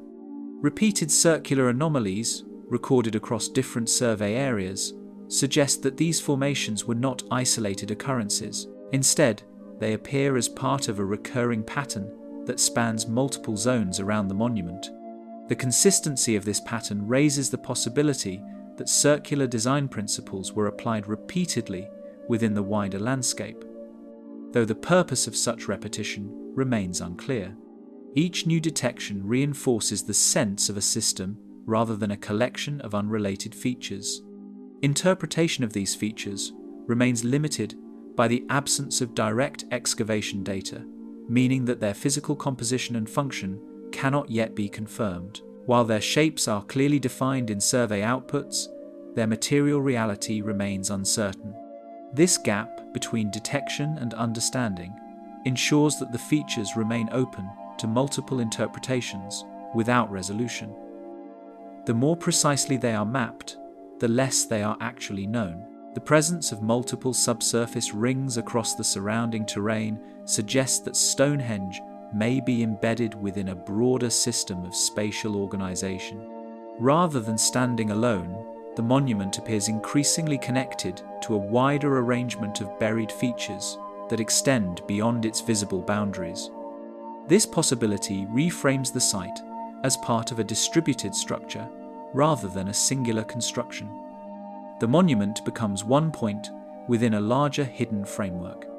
The emerging pattern points toward an underlying geometry that is only partially visible through modern technology. While portions of this system can be mapped, its full extent and purpose remain unconfirmed. The landscape begins to suggest order, but that order does not yet translate into meaning, leaving interpretation suspended between detection and understanding. Each layer of data adds structure without resolving intent. What the instruments detect beneath the surface suggests an order that has not yet been fully translated into meaning. What the soil itself revealed. Soil samples extracted from beneath and around Stonehenge contain subtle variations that reflect long-term human interaction with the landscape. In the broader sequence of what has already been found hidden beneath Stonehenge that changes everything, this shift toward microscopic evidence marks a change in scale rather than direction, moving the investigation away from structures and into the material fabric of the ground itself. What begins to matter here is not what was built, but what was left behind in forms too small to be seen without analysis. The site begins to be understood less through its visible architecture and more through the chemical memory embedded within its soil. Laboratory analysis of sediment layers reveals microscopic traces of organic and inorganic material embedded within the ground. These traces are not visible in the field and only become apparent through controlled examination under laboratory conditions, where differences in composition can be isolated and measured. Within these layers, the soil begins to function less as a passive medium and more as a record of repeated disturbance and accumulation. Even minor shifts in composition can signal activity that left no surviving structural imprint. Charcoal fragments preserved within soil deposits indicate episodes of burning that occurred in proximity to the monument site. These fragments are often too small to identify in isolation, yet their presence across multiple sampled areas suggests recurring fire-related activity.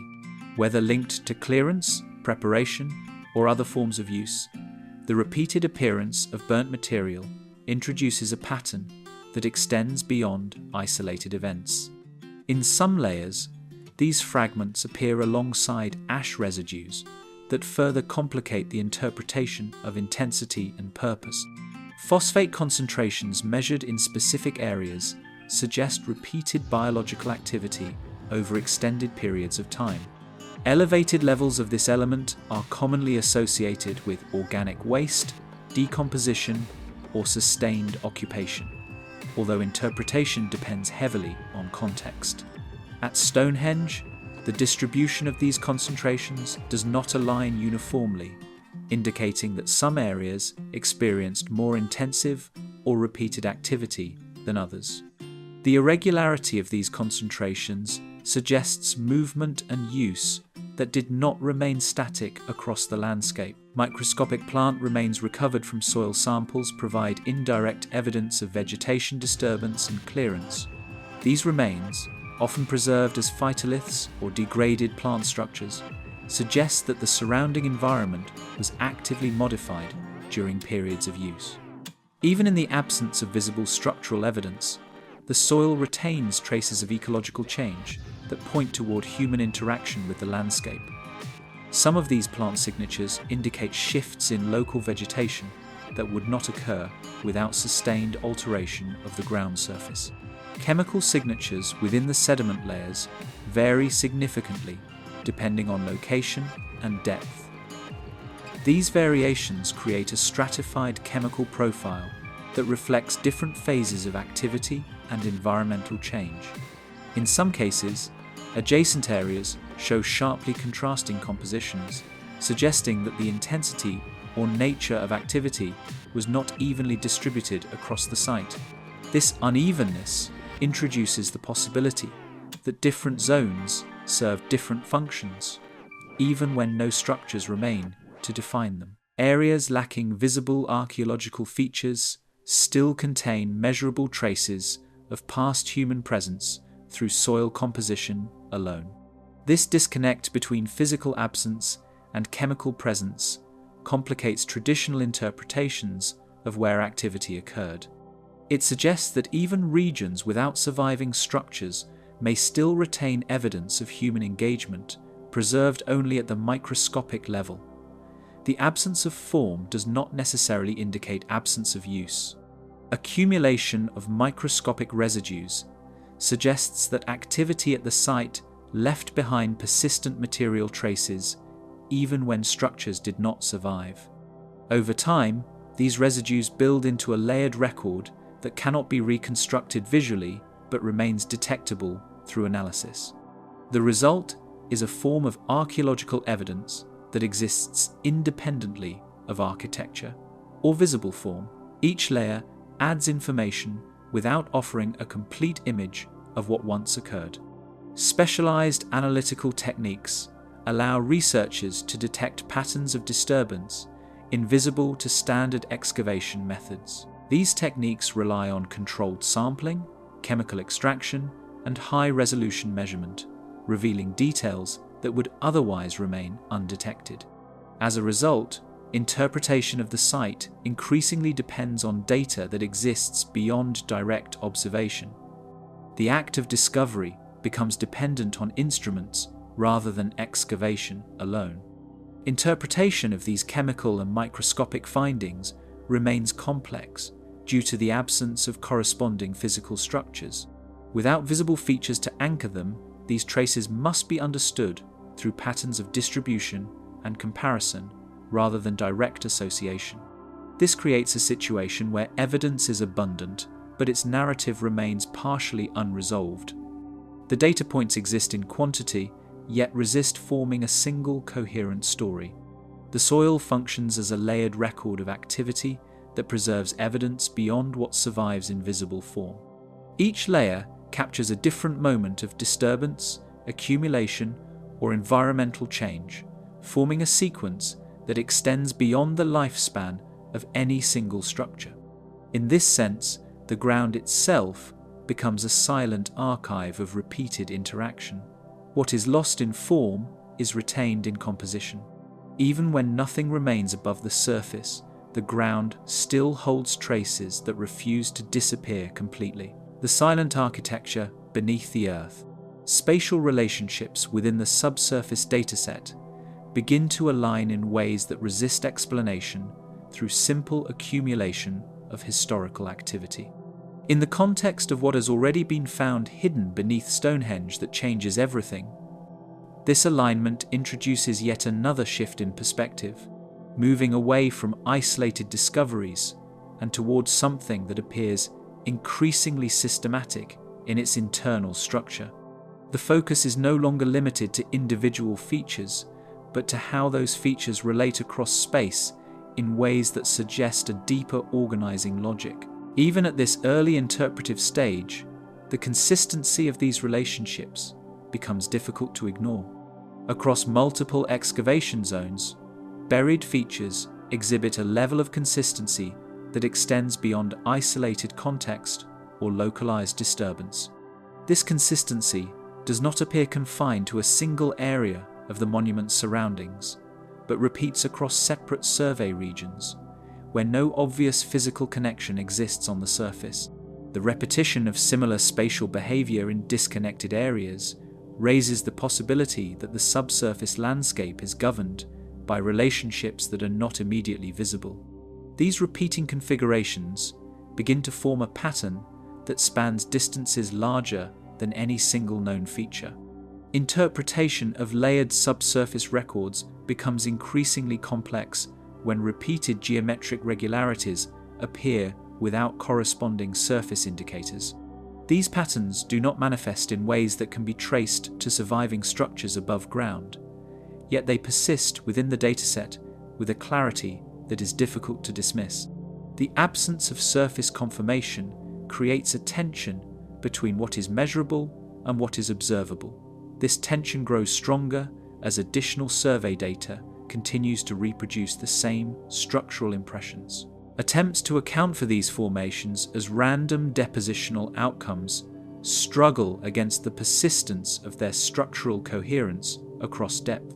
Natural processes and long-term accumulation typically produce irregular and fragmented distributions.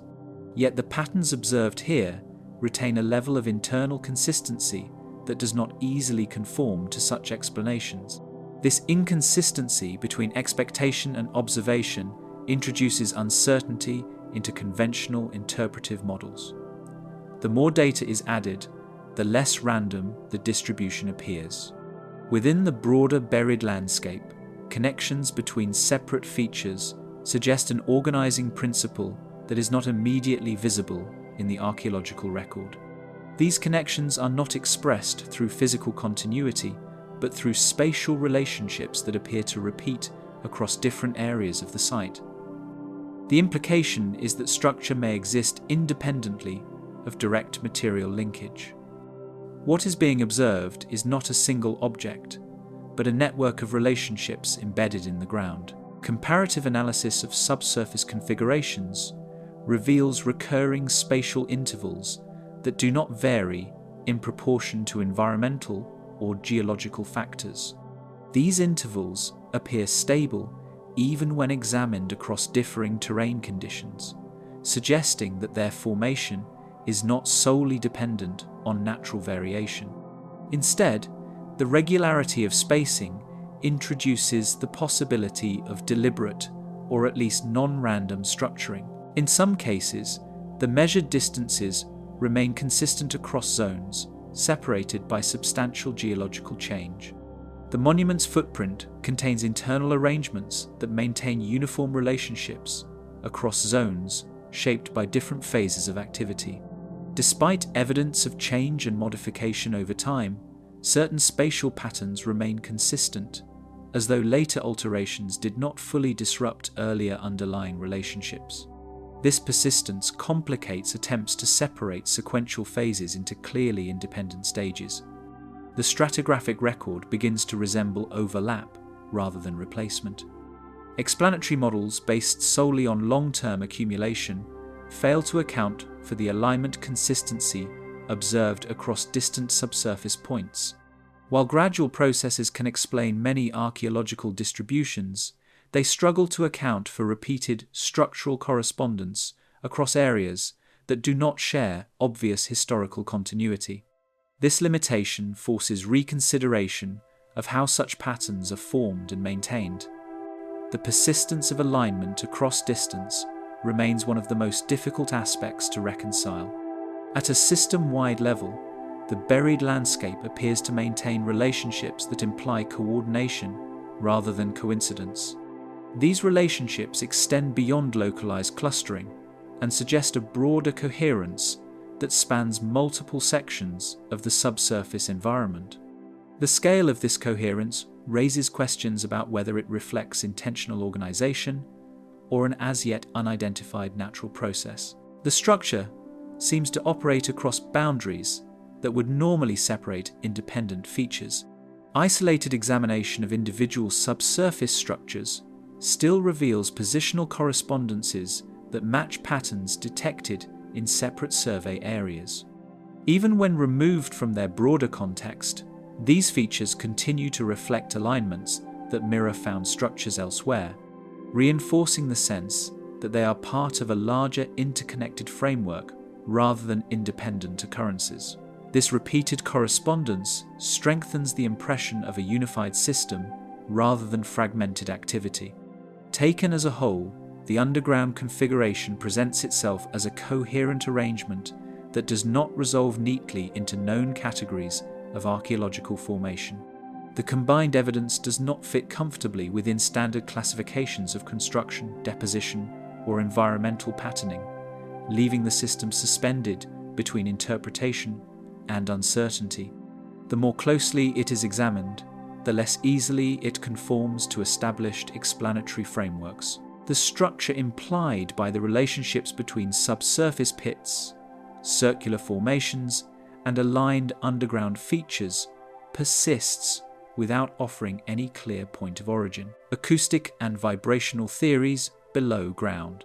Stonehenge, long regarded as a monumental arrangement aligned with celestial cycles, has in recent years revealed a far less visible dimension through acoustic and vibrational studies that suggest the site may have been experienced not only as a visual and astronomical structure, but as an environment where sound and ground-based energy interacted in complex and still partially unexplained ways, particularly when modern analysis began to uncover what they found beneath Stonehenge that changes everything in the form of subsurface irregularities and engineered modifications that appear to respond to vibration in ways not fully accounted for in traditional interpretations of the monument's purpose. Within this emerging field of inquiry, attention has shifted toward the possibility that the builders may have worked with sound as a material element of the site, where buried features,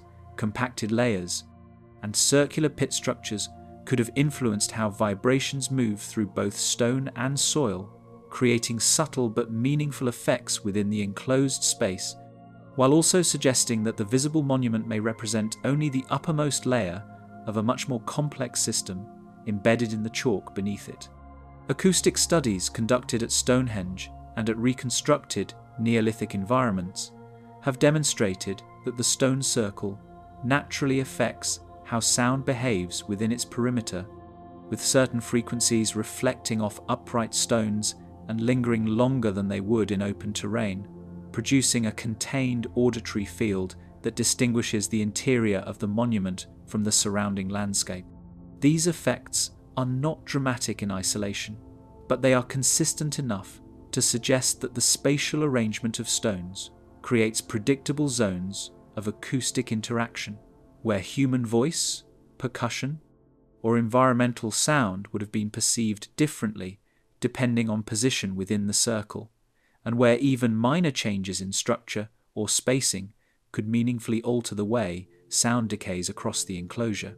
As investigation extends below the visible surface, geophysical surveys have identified a complex arrangement of subsurface features, including pits, refilled hollows, and discontinuities in the chalk substrate, many of which do not align neatly with the standing stones above them, suggesting that the design of the site may extend deeper than its visible architecture.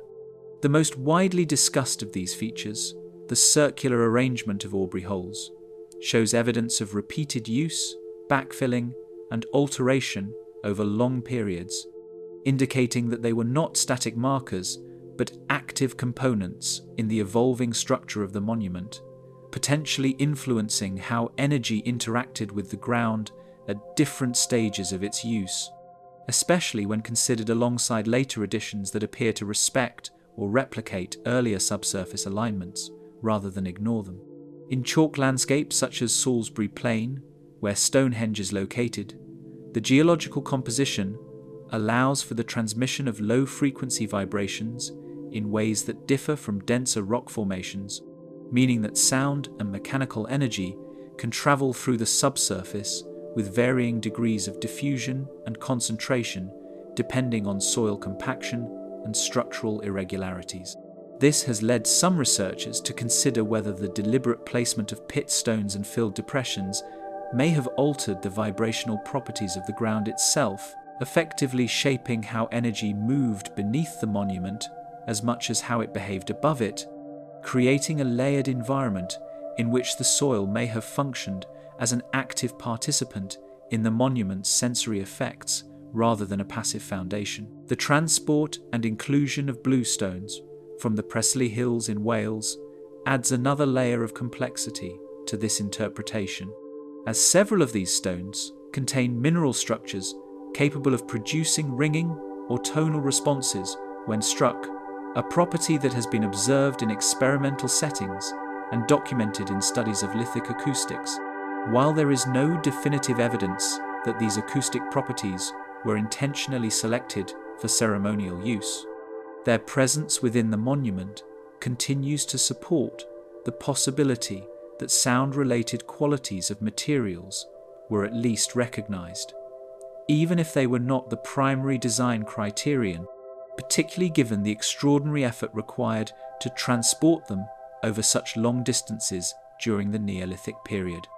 Geophysical imaging beneath and around the site has also revealed disruptions in the natural stratigraphy that suggest deliberate modification of the subsurface environment, including variations in density, compaction, and material distribution that do not correspond entirely to natural geological processes. These irregularities imply that the ground beneath Stonehenge may have been shaped in ways that altered how vibrations moved through it, creating layered conditions where sound and physical energy could interact with both natural and modified formations simultaneously, and where the boundary between constructed space and geological substrate becomes increasingly difficult to define with precision.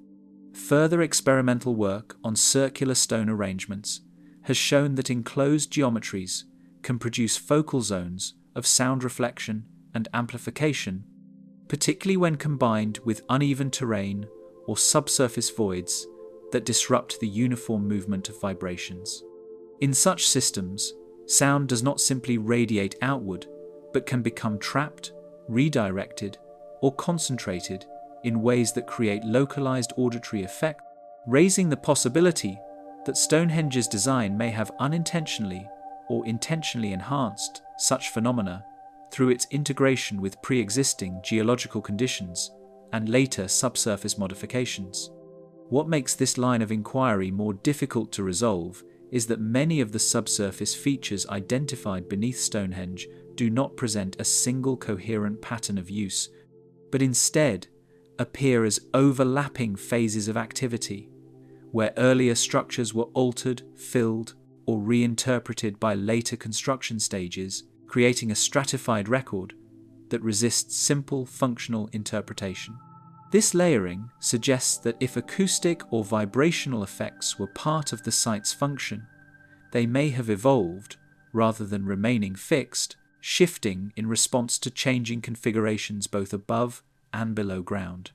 Even the distribution of voids and compacted zones beneath the monument hints at a level of spatial planning that does not always correspond to surface symmetry, implying that what appears visually balanced may conceal deeper asymmetries in how the ground was engineered or modified, potentially affecting how energy moved through the site in ways that are not immediately visible from archaeological remains alone.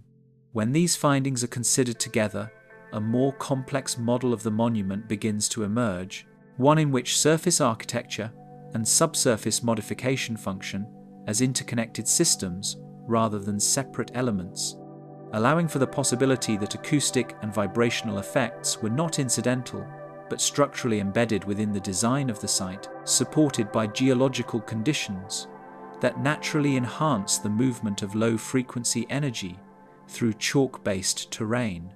What remains unresolved is whether these acoustic and vibrational characteristics were deliberately engineered for ritual or perceptual purposes, or whether they emerged as an unintended consequence of construction choices made within a landscape already capable of shaping energy in subtle ways, especially when later modifications may have amplified effects that were never fully understood by the builders themselves. And as each layer of subsurface evidence continues to complicate rather than simplify the picture, the possibility grows that the most significant part of the system may still be waiting where the ground has not yet been fully understood.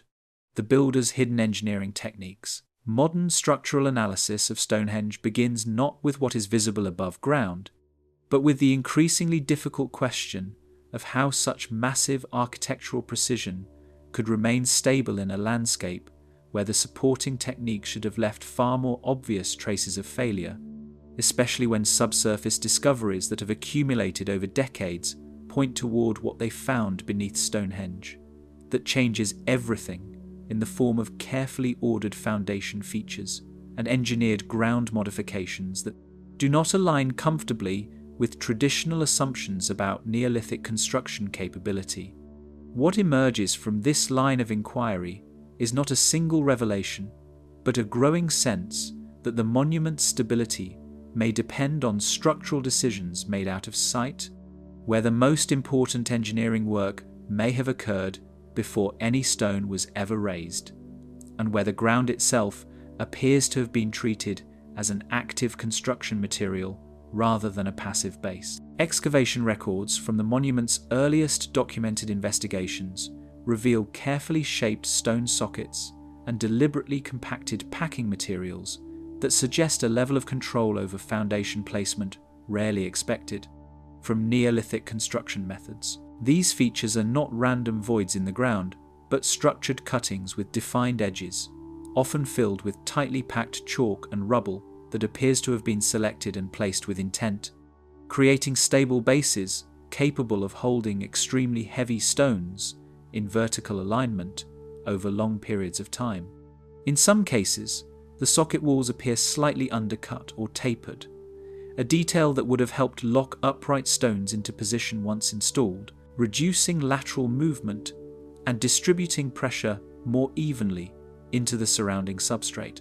The consistency of these sockets across different excavation areas suggests a repeated construction logic rather than isolated improvisation, implying that foundation preparation followed a recognizable method that has not been fully reconstructed in modern experimental archaeology. The combined weight of the sarsen stones and lintels introduces a structural challenge that appears unresolved by conventional archaeological explanations, particularly given the absence of modern load-bearing technologies in the period attributed to the monument's construction. Each upright stone, some weighing tens of tons, would have required not only lifting, but precise stabilization at depth, where the interaction between stone base and chalk substrate becomes critical to long-term balance. Yet despite these demands, the monument has maintained its structural integrity for thousands of years, suggesting that the distribution of weight into the ground was managed in a way that prevented gradual sinking, tilting, or collapse, even under environmental pressures that would normally destabilize such arrangements. The question becomes not only how the stones were raised, but how their weight was absorbed so effectively into a substrate that would typically deform under sustained pressure. Soil profiling around the central monument indicates that sections of the chalk substrate were reshaped, removed, and recompacted before stone placement, implying that the landscape itself underwent preparation that extended beyond simple excavation. In some areas, layers of natural chalk appear to have been deliberately cut back and replaced with more controlled fills, creating uniform platforms that differ from the surrounding undisturbed geology.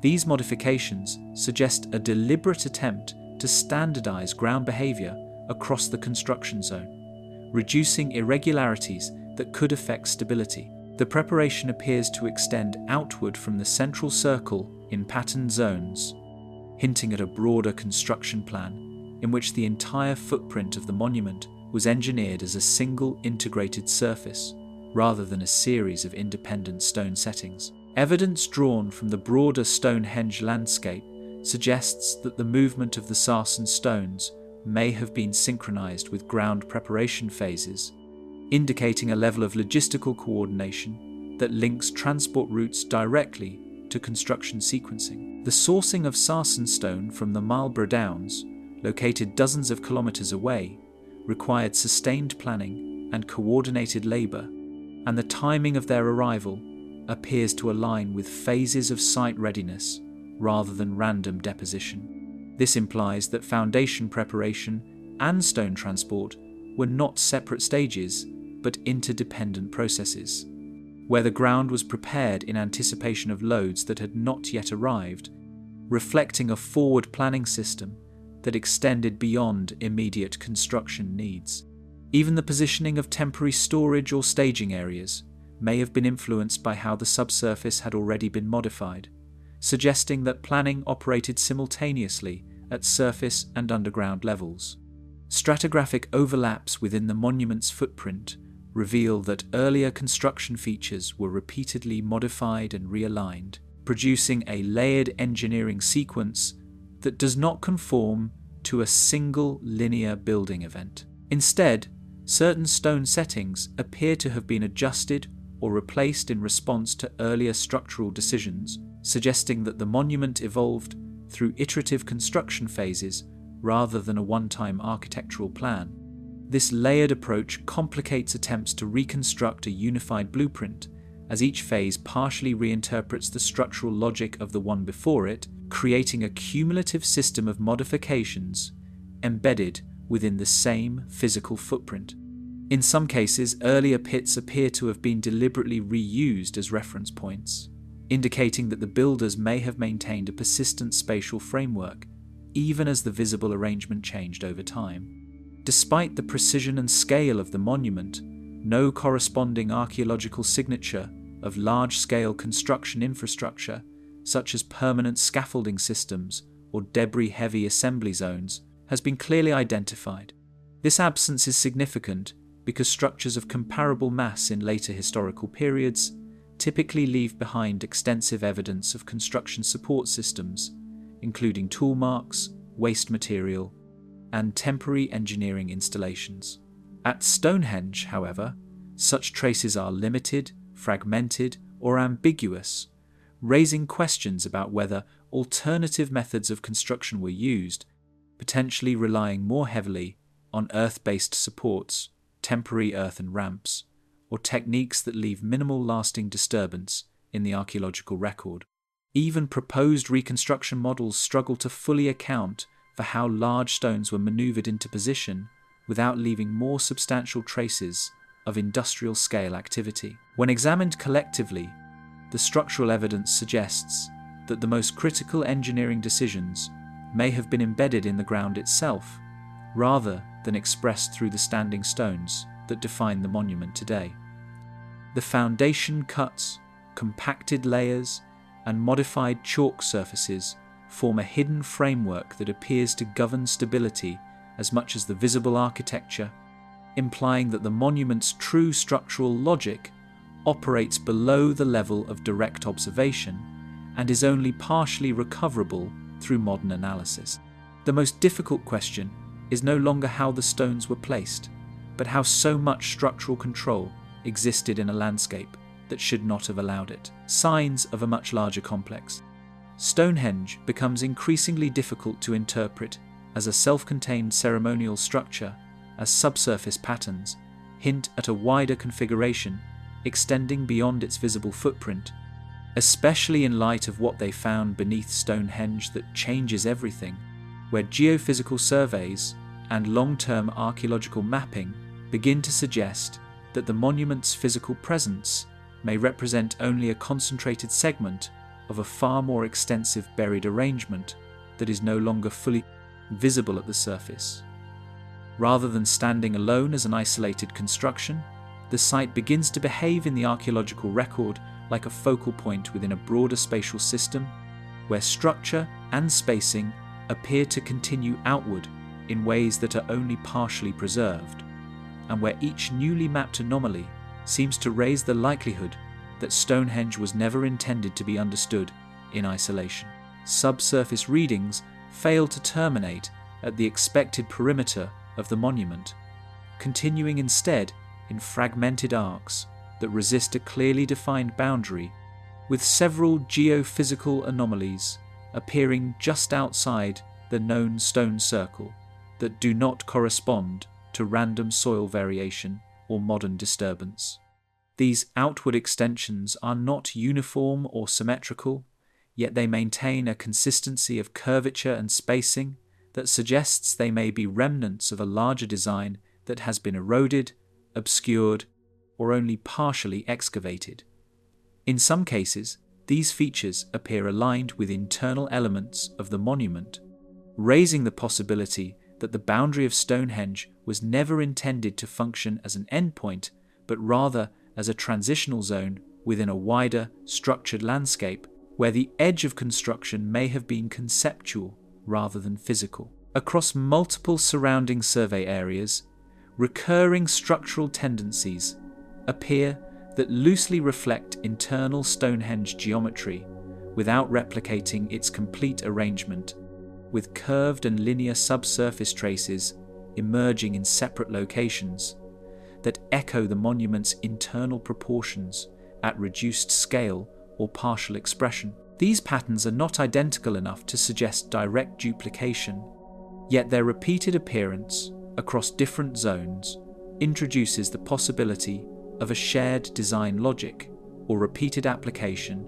of spatial principles across a broader ceremonial environment. Even more intriguing is the way some of these alignments appear rotated or offset, while still preserving proportional relationships, as if the same underlying system was adapted to different points in the landscape rather than imposed as a single fixed blueprint. Regular spacing between certain buried features introduces an order that cannot be easily reconciled with naturally occurring geological variation, particularly where multiple anomalies appear separated by distances that suggest deliberate placement rather than random distribution. In archaeological interpretation, such spacing often raises questions about coordinated activity, especially when it occurs across a wide area without obvious environmental drivers. At Stonehenge, these intervals begin to form loose alignments that extend beyond the central structure, suggesting that spatial planning may have operated at a scale larger than the visible monument alone, possibly involving reference points that are no longer visible at the surface, but still detectable through subsurface contrast. Between separated clusters of anomalies, gradual shifts in subsurface composition suggest continuity zones that blur the distinction between individual structural points, where changes in soil density, compaction, and material layering appear to bridge otherwise disconnected features. These transitional areas do not present themselves as clear pathways or constructed corridors, yet they introduce a subtle continuity that challenges the assumption that each anomaly represents an isolated feature. Instead, they suggest the possibility of interaction between zones that are no longer visibly connected, but may once have formed part of a coherent arrangement, especially if later landscape changes obscured intermediate segments that once completed the pattern.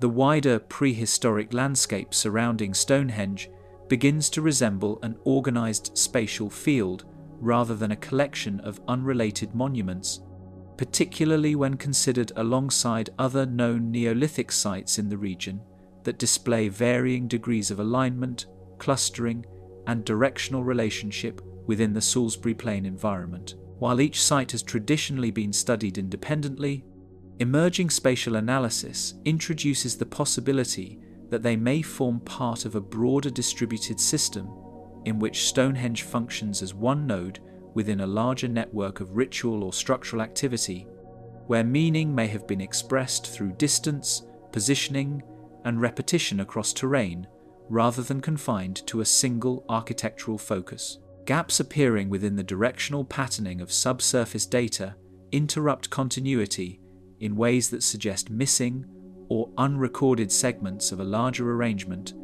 where expected extensions of identified features are absent or abruptly terminated without a clear geological explanation. These interruptions are particularly significant because they do not always correspond with erosion, modern disturbance, or excavation limits, leaving open the possibility that portions of the system remain physically present but undiscovered, or were removed or obscured through processes not yet fully understood. In several cases, the absence itself appears structured, as though certain segments were intentionally left incomplete or were never meant to survive in a continuous form.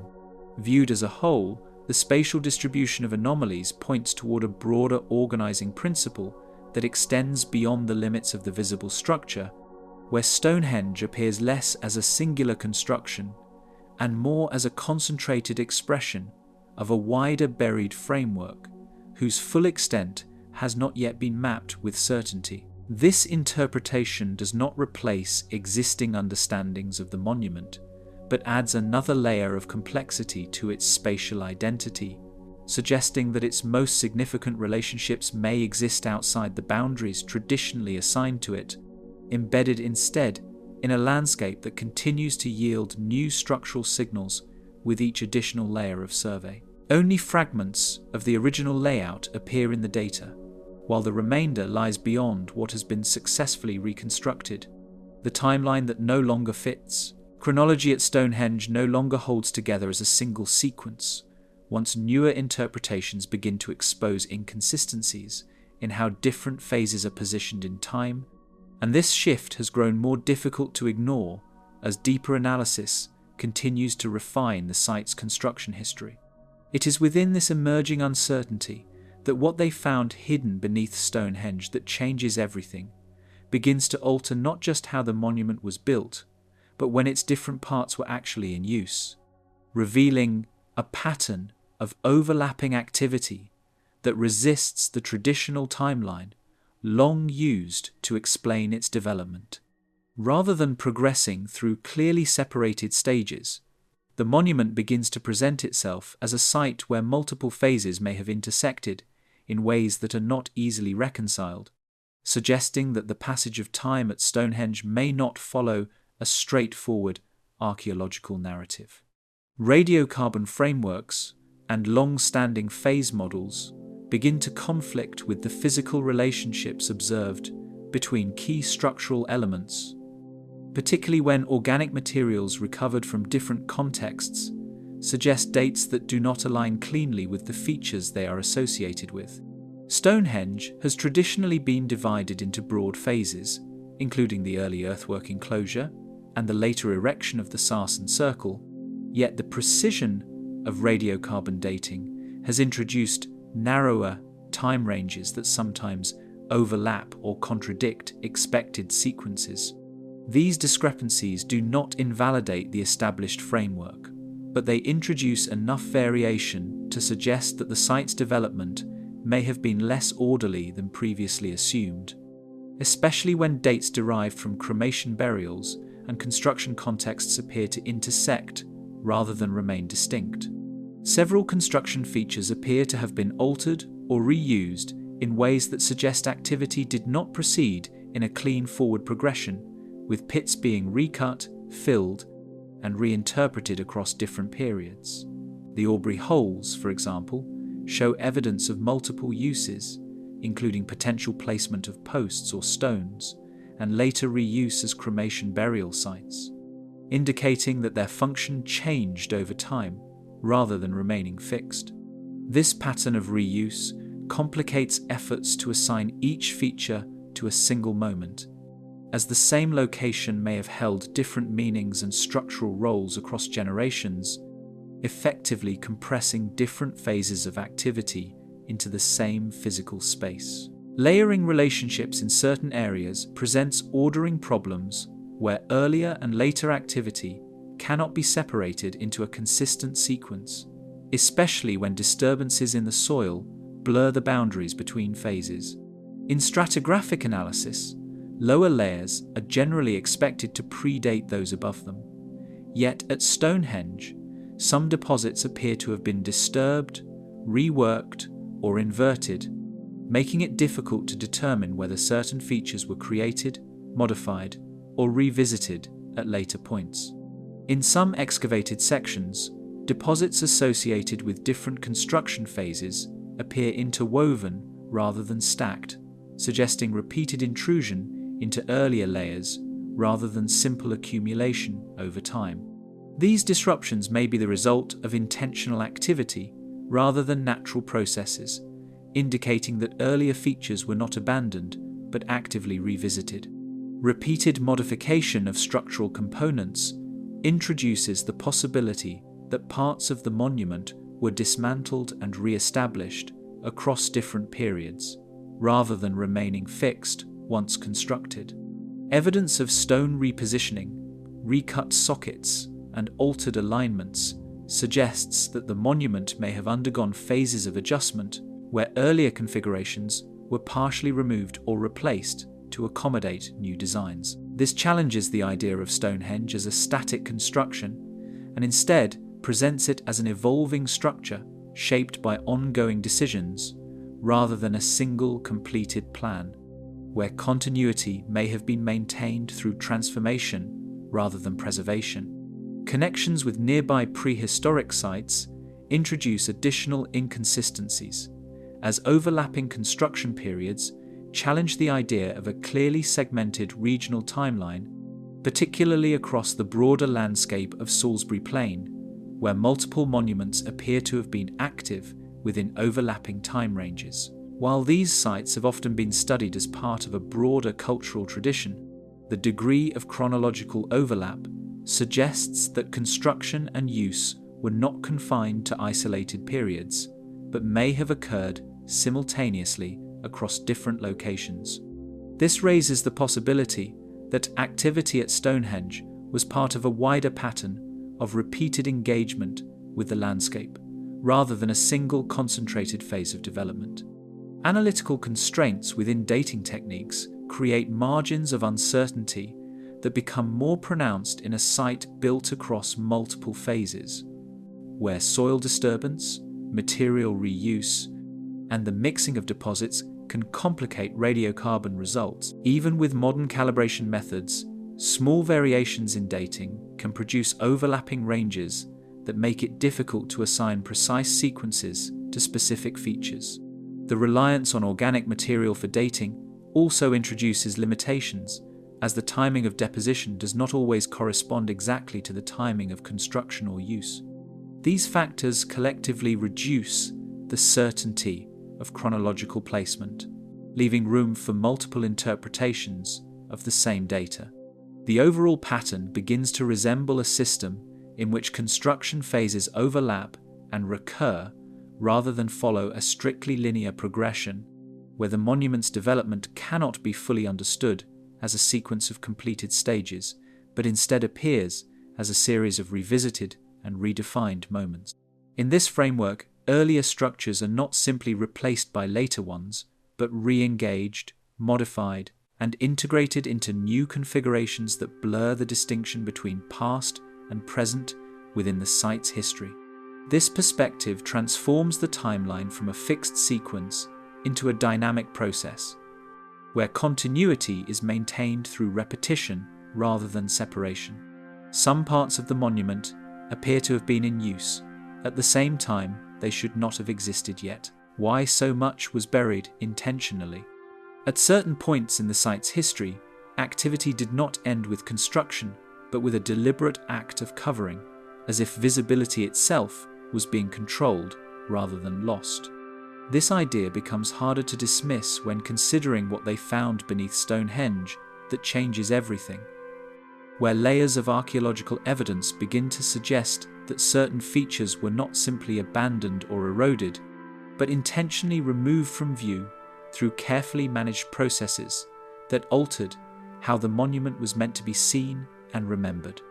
Instead of a structure that simply evolved through use and decay, the site begins to reveal moments where intervention appears purposeful, as though concealment was part of the design language itself, embedded within decisions that affected both construction and closure.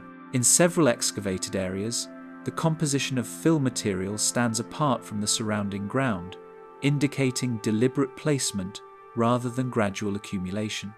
Some pits contain tightly packed chalk, flint fragments, and redeposited earth that does not match the natural layering expected from environmental processes alone. This kind of material selection suggests that backfilling was not a passive outcome but a controlled act, where specific materials were chosen and placed in ways that stabilized and sealed earlier features. The consistency of this approach in different parts of the monument implies that covering was not incidental, but carried out with intention and a repeatable method, almost as if following a procedural logic applied whenever a feature was meant to disappear from active use. Some structures appear to have undergone a clear transition from active use to controlled closure, marked by removal and infill rather than abandonment.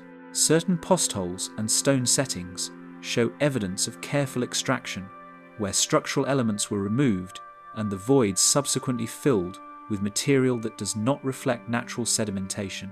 This suggests a deliberate decommissioning process, where features were not left to decay in place but were actively neutralized. In some cases, the surrounding context indicates that these closures were performed in ways that preserved the integrity of the overall layout, as though the act of removal was designed not to disrupt the spatial order that remained in use after those elements disappeared from view. Layered deposits in key zones reveal that burial occurred more than once, suggesting a repeated decision to conceal rather than a single moment of change. Stratigraphic sequences in certain areas show multiple phases of infill, where earlier layers of covering were later modified or reinforced by additional material. This repetition introduces the possibility that concealment was revisited over time, either to strengthen previous closures or to adjust how certain features were maintained out of sight. In a few locations, earlier fill material appears partially disturbed by later interventions, implying that buried features were not permanently sealed but periodically re-engaged, as if their concealment itself required maintenance. A contrast emerges between features that remain exposed and others that were obscured, pointing towards selective action rather than uniform treatment across the site. Some elements of the monument were left visible and integrated into later phases, while others were deliberately hidden beneath layers of material that do not appear to have been the result of natural accumulation. This uneven treatment suggests decision-making at the level of individual features, where certain components were preserved for continued use or visibility, while others were intentionally removed from the visible record of the site. The selectivity becomes more striking when nearby features of similar scale receive entirely different treatment, implying that function alone does not fully explain why some were concealed and others preserved. Cremation deposits and associated materials appear in contexts where structural elements had already been covered, raising the possibility of intentional closure practices. The placement of human remains within or near filled features introduces a ritual dimension to the act of concealment, where burial and covering may have been linked in a broader cultural framework. Rather than being separate processes, the deposition of remains and the sealing of structures may have formed part of a single sequence of actions, suggesting that closure carried meaning beyond practical function. In this sense, covering may have marked not only the end of structural use, but also a transition in how space itself was understood and treated. Alignment between buried elements and visible features persists even after covering, implying that concealed components continued to shape the layout. Even when certain features were no longer visible, their spatial relationships appear to remain embedded in the structure of the monument, influencing how later additions were positioned. This suggests that covering did not erase the role of these features, but instead relocated their influence beneath the surface, where they continued to affect the organization of the site in ways that are not immediately visible. In some cases, later constructions appear to align with points that no longer have any surface expression, indicating that hidden elements retained structural relevance long after they disappeared from view. Different phases of activity reveal a recurring pattern of covering that begins to suggest a structured process rather than an incidental outcome of time. The repetition of this behavior across multiple contexts indicates that concealment may have been integrated into the operational logic of the monument, rather than being an afterthought or consequence of abandonment. Instead of decay or neglect, the evidence points toward deliberate intervention that consistently shaped what remained visible and what was removed from view, forming a layered history where absence becomes as informative as presence. Certain buried features appear to have been concealed with a level of precision that mirrors the care taken in their original construction, suggesting that removal was not an act of loss, but of control. The consistency of these actions raises the possibility that visibility itself was being managed as part of the monument's evolving function, where absence was not accidental, but deliberately engineered into the landscape. Some features may have been hidden with the intention that their absence would matter more than their presence. The edge anomalies beyond the monument. The perimeter of Stonehenge no longer functions as a reliable boundary. Once newly detected formations begin appearing in the surrounding ground outside its traditionally defined limits. This shift becomes more difficult to ignore when considering what they found beneath Stonehenge that changes everything, because the same investigative methods that once mapped the monument's interior have started to register activity that does not stop at its expected edge. Instead, the landscape immediately beyond the enclosure begins to respond as though it still belongs to the same underlying system, even where no visible architecture remains above ground, and where the absence of surface markers once suggested archaeological quiet. Unexpected structural traces identified beyond the main enclosure include irregular pits and linear disturbances that do not correspond to known landscape features or later agricultural activity.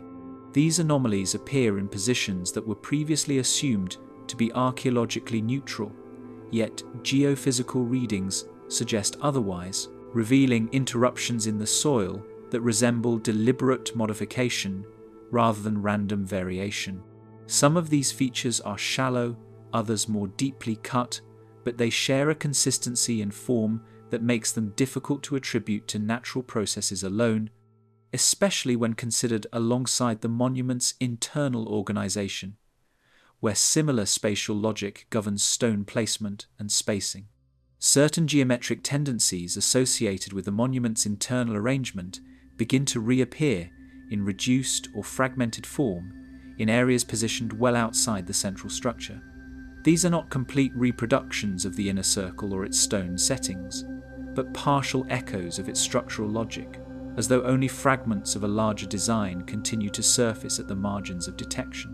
The repetition is subtle rather than exact, yet it introduces the possibility that the same spatial principles were applied beyond the visible monument, even if those extensions are no longer fully intact.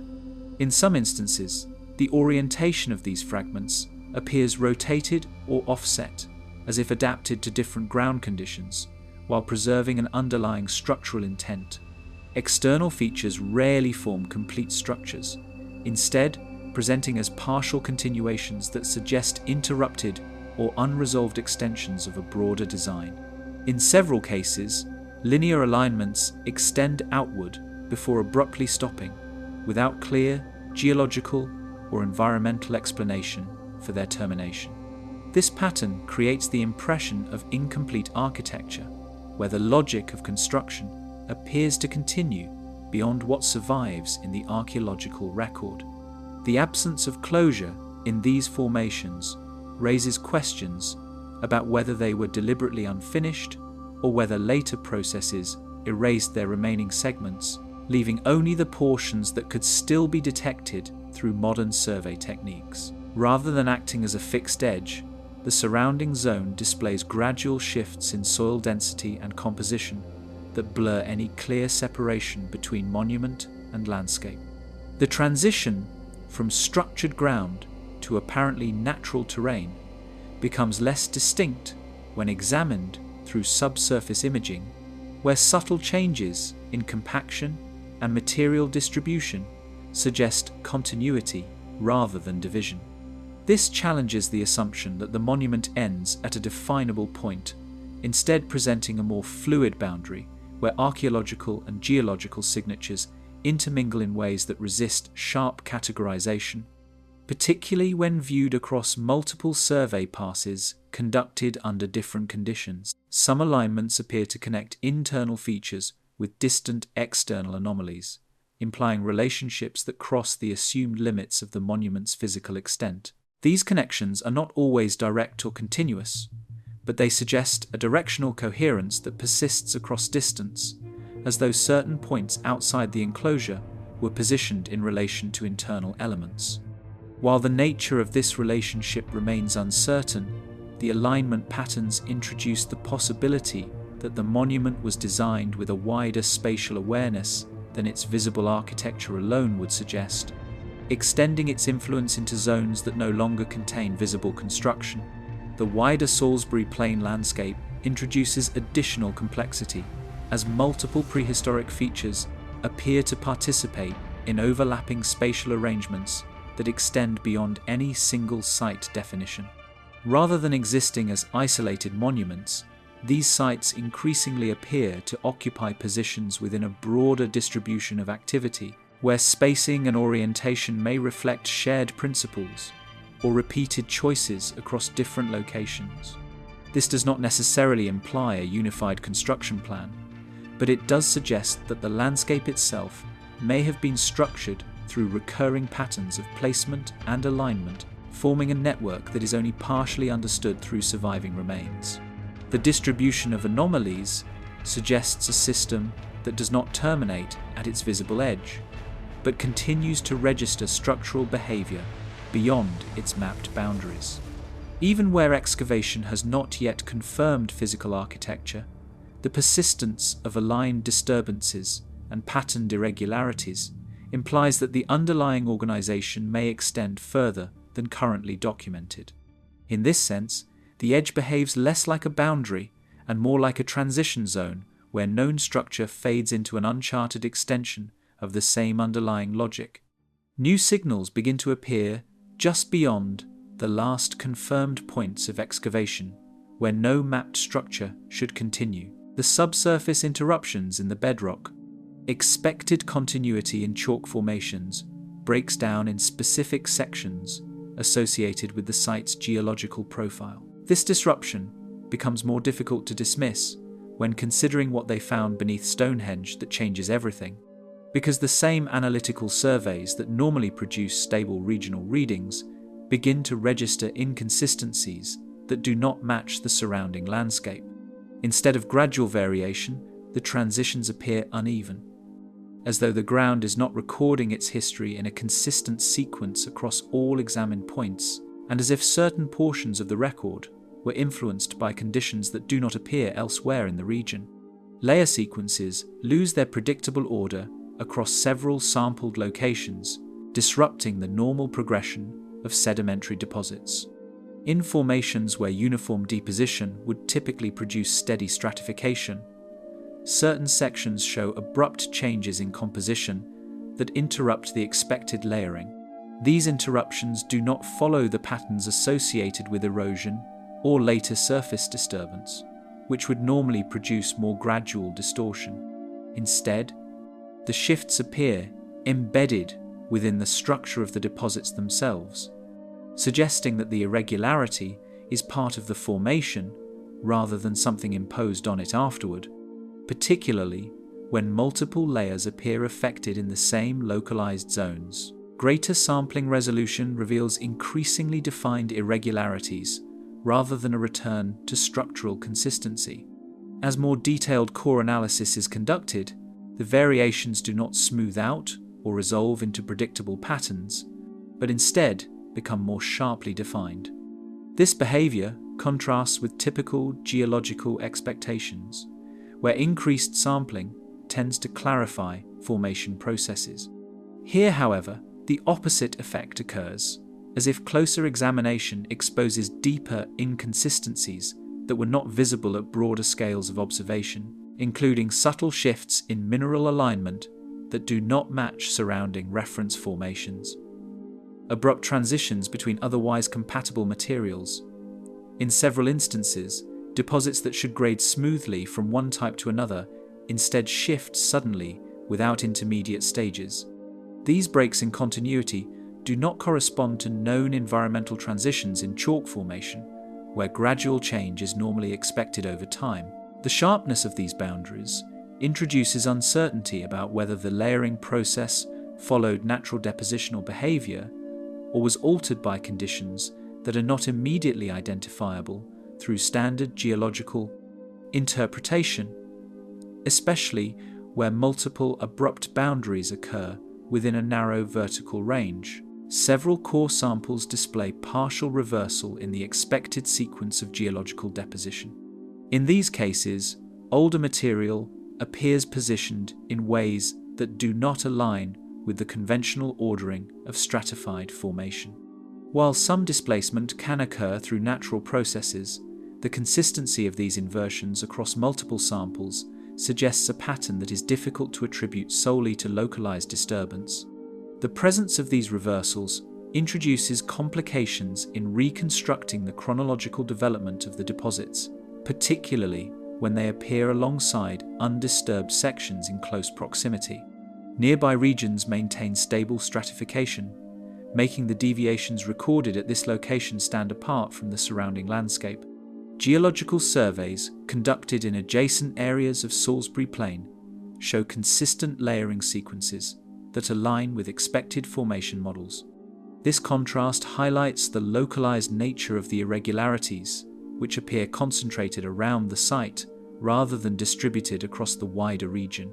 The isolation of these anomalies increases their significance, as it reduces the likelihood that they result from broad environmental conditions affecting the entire area, and instead points toward a localized geological inconsistency that has not been observed elsewhere at similar scale.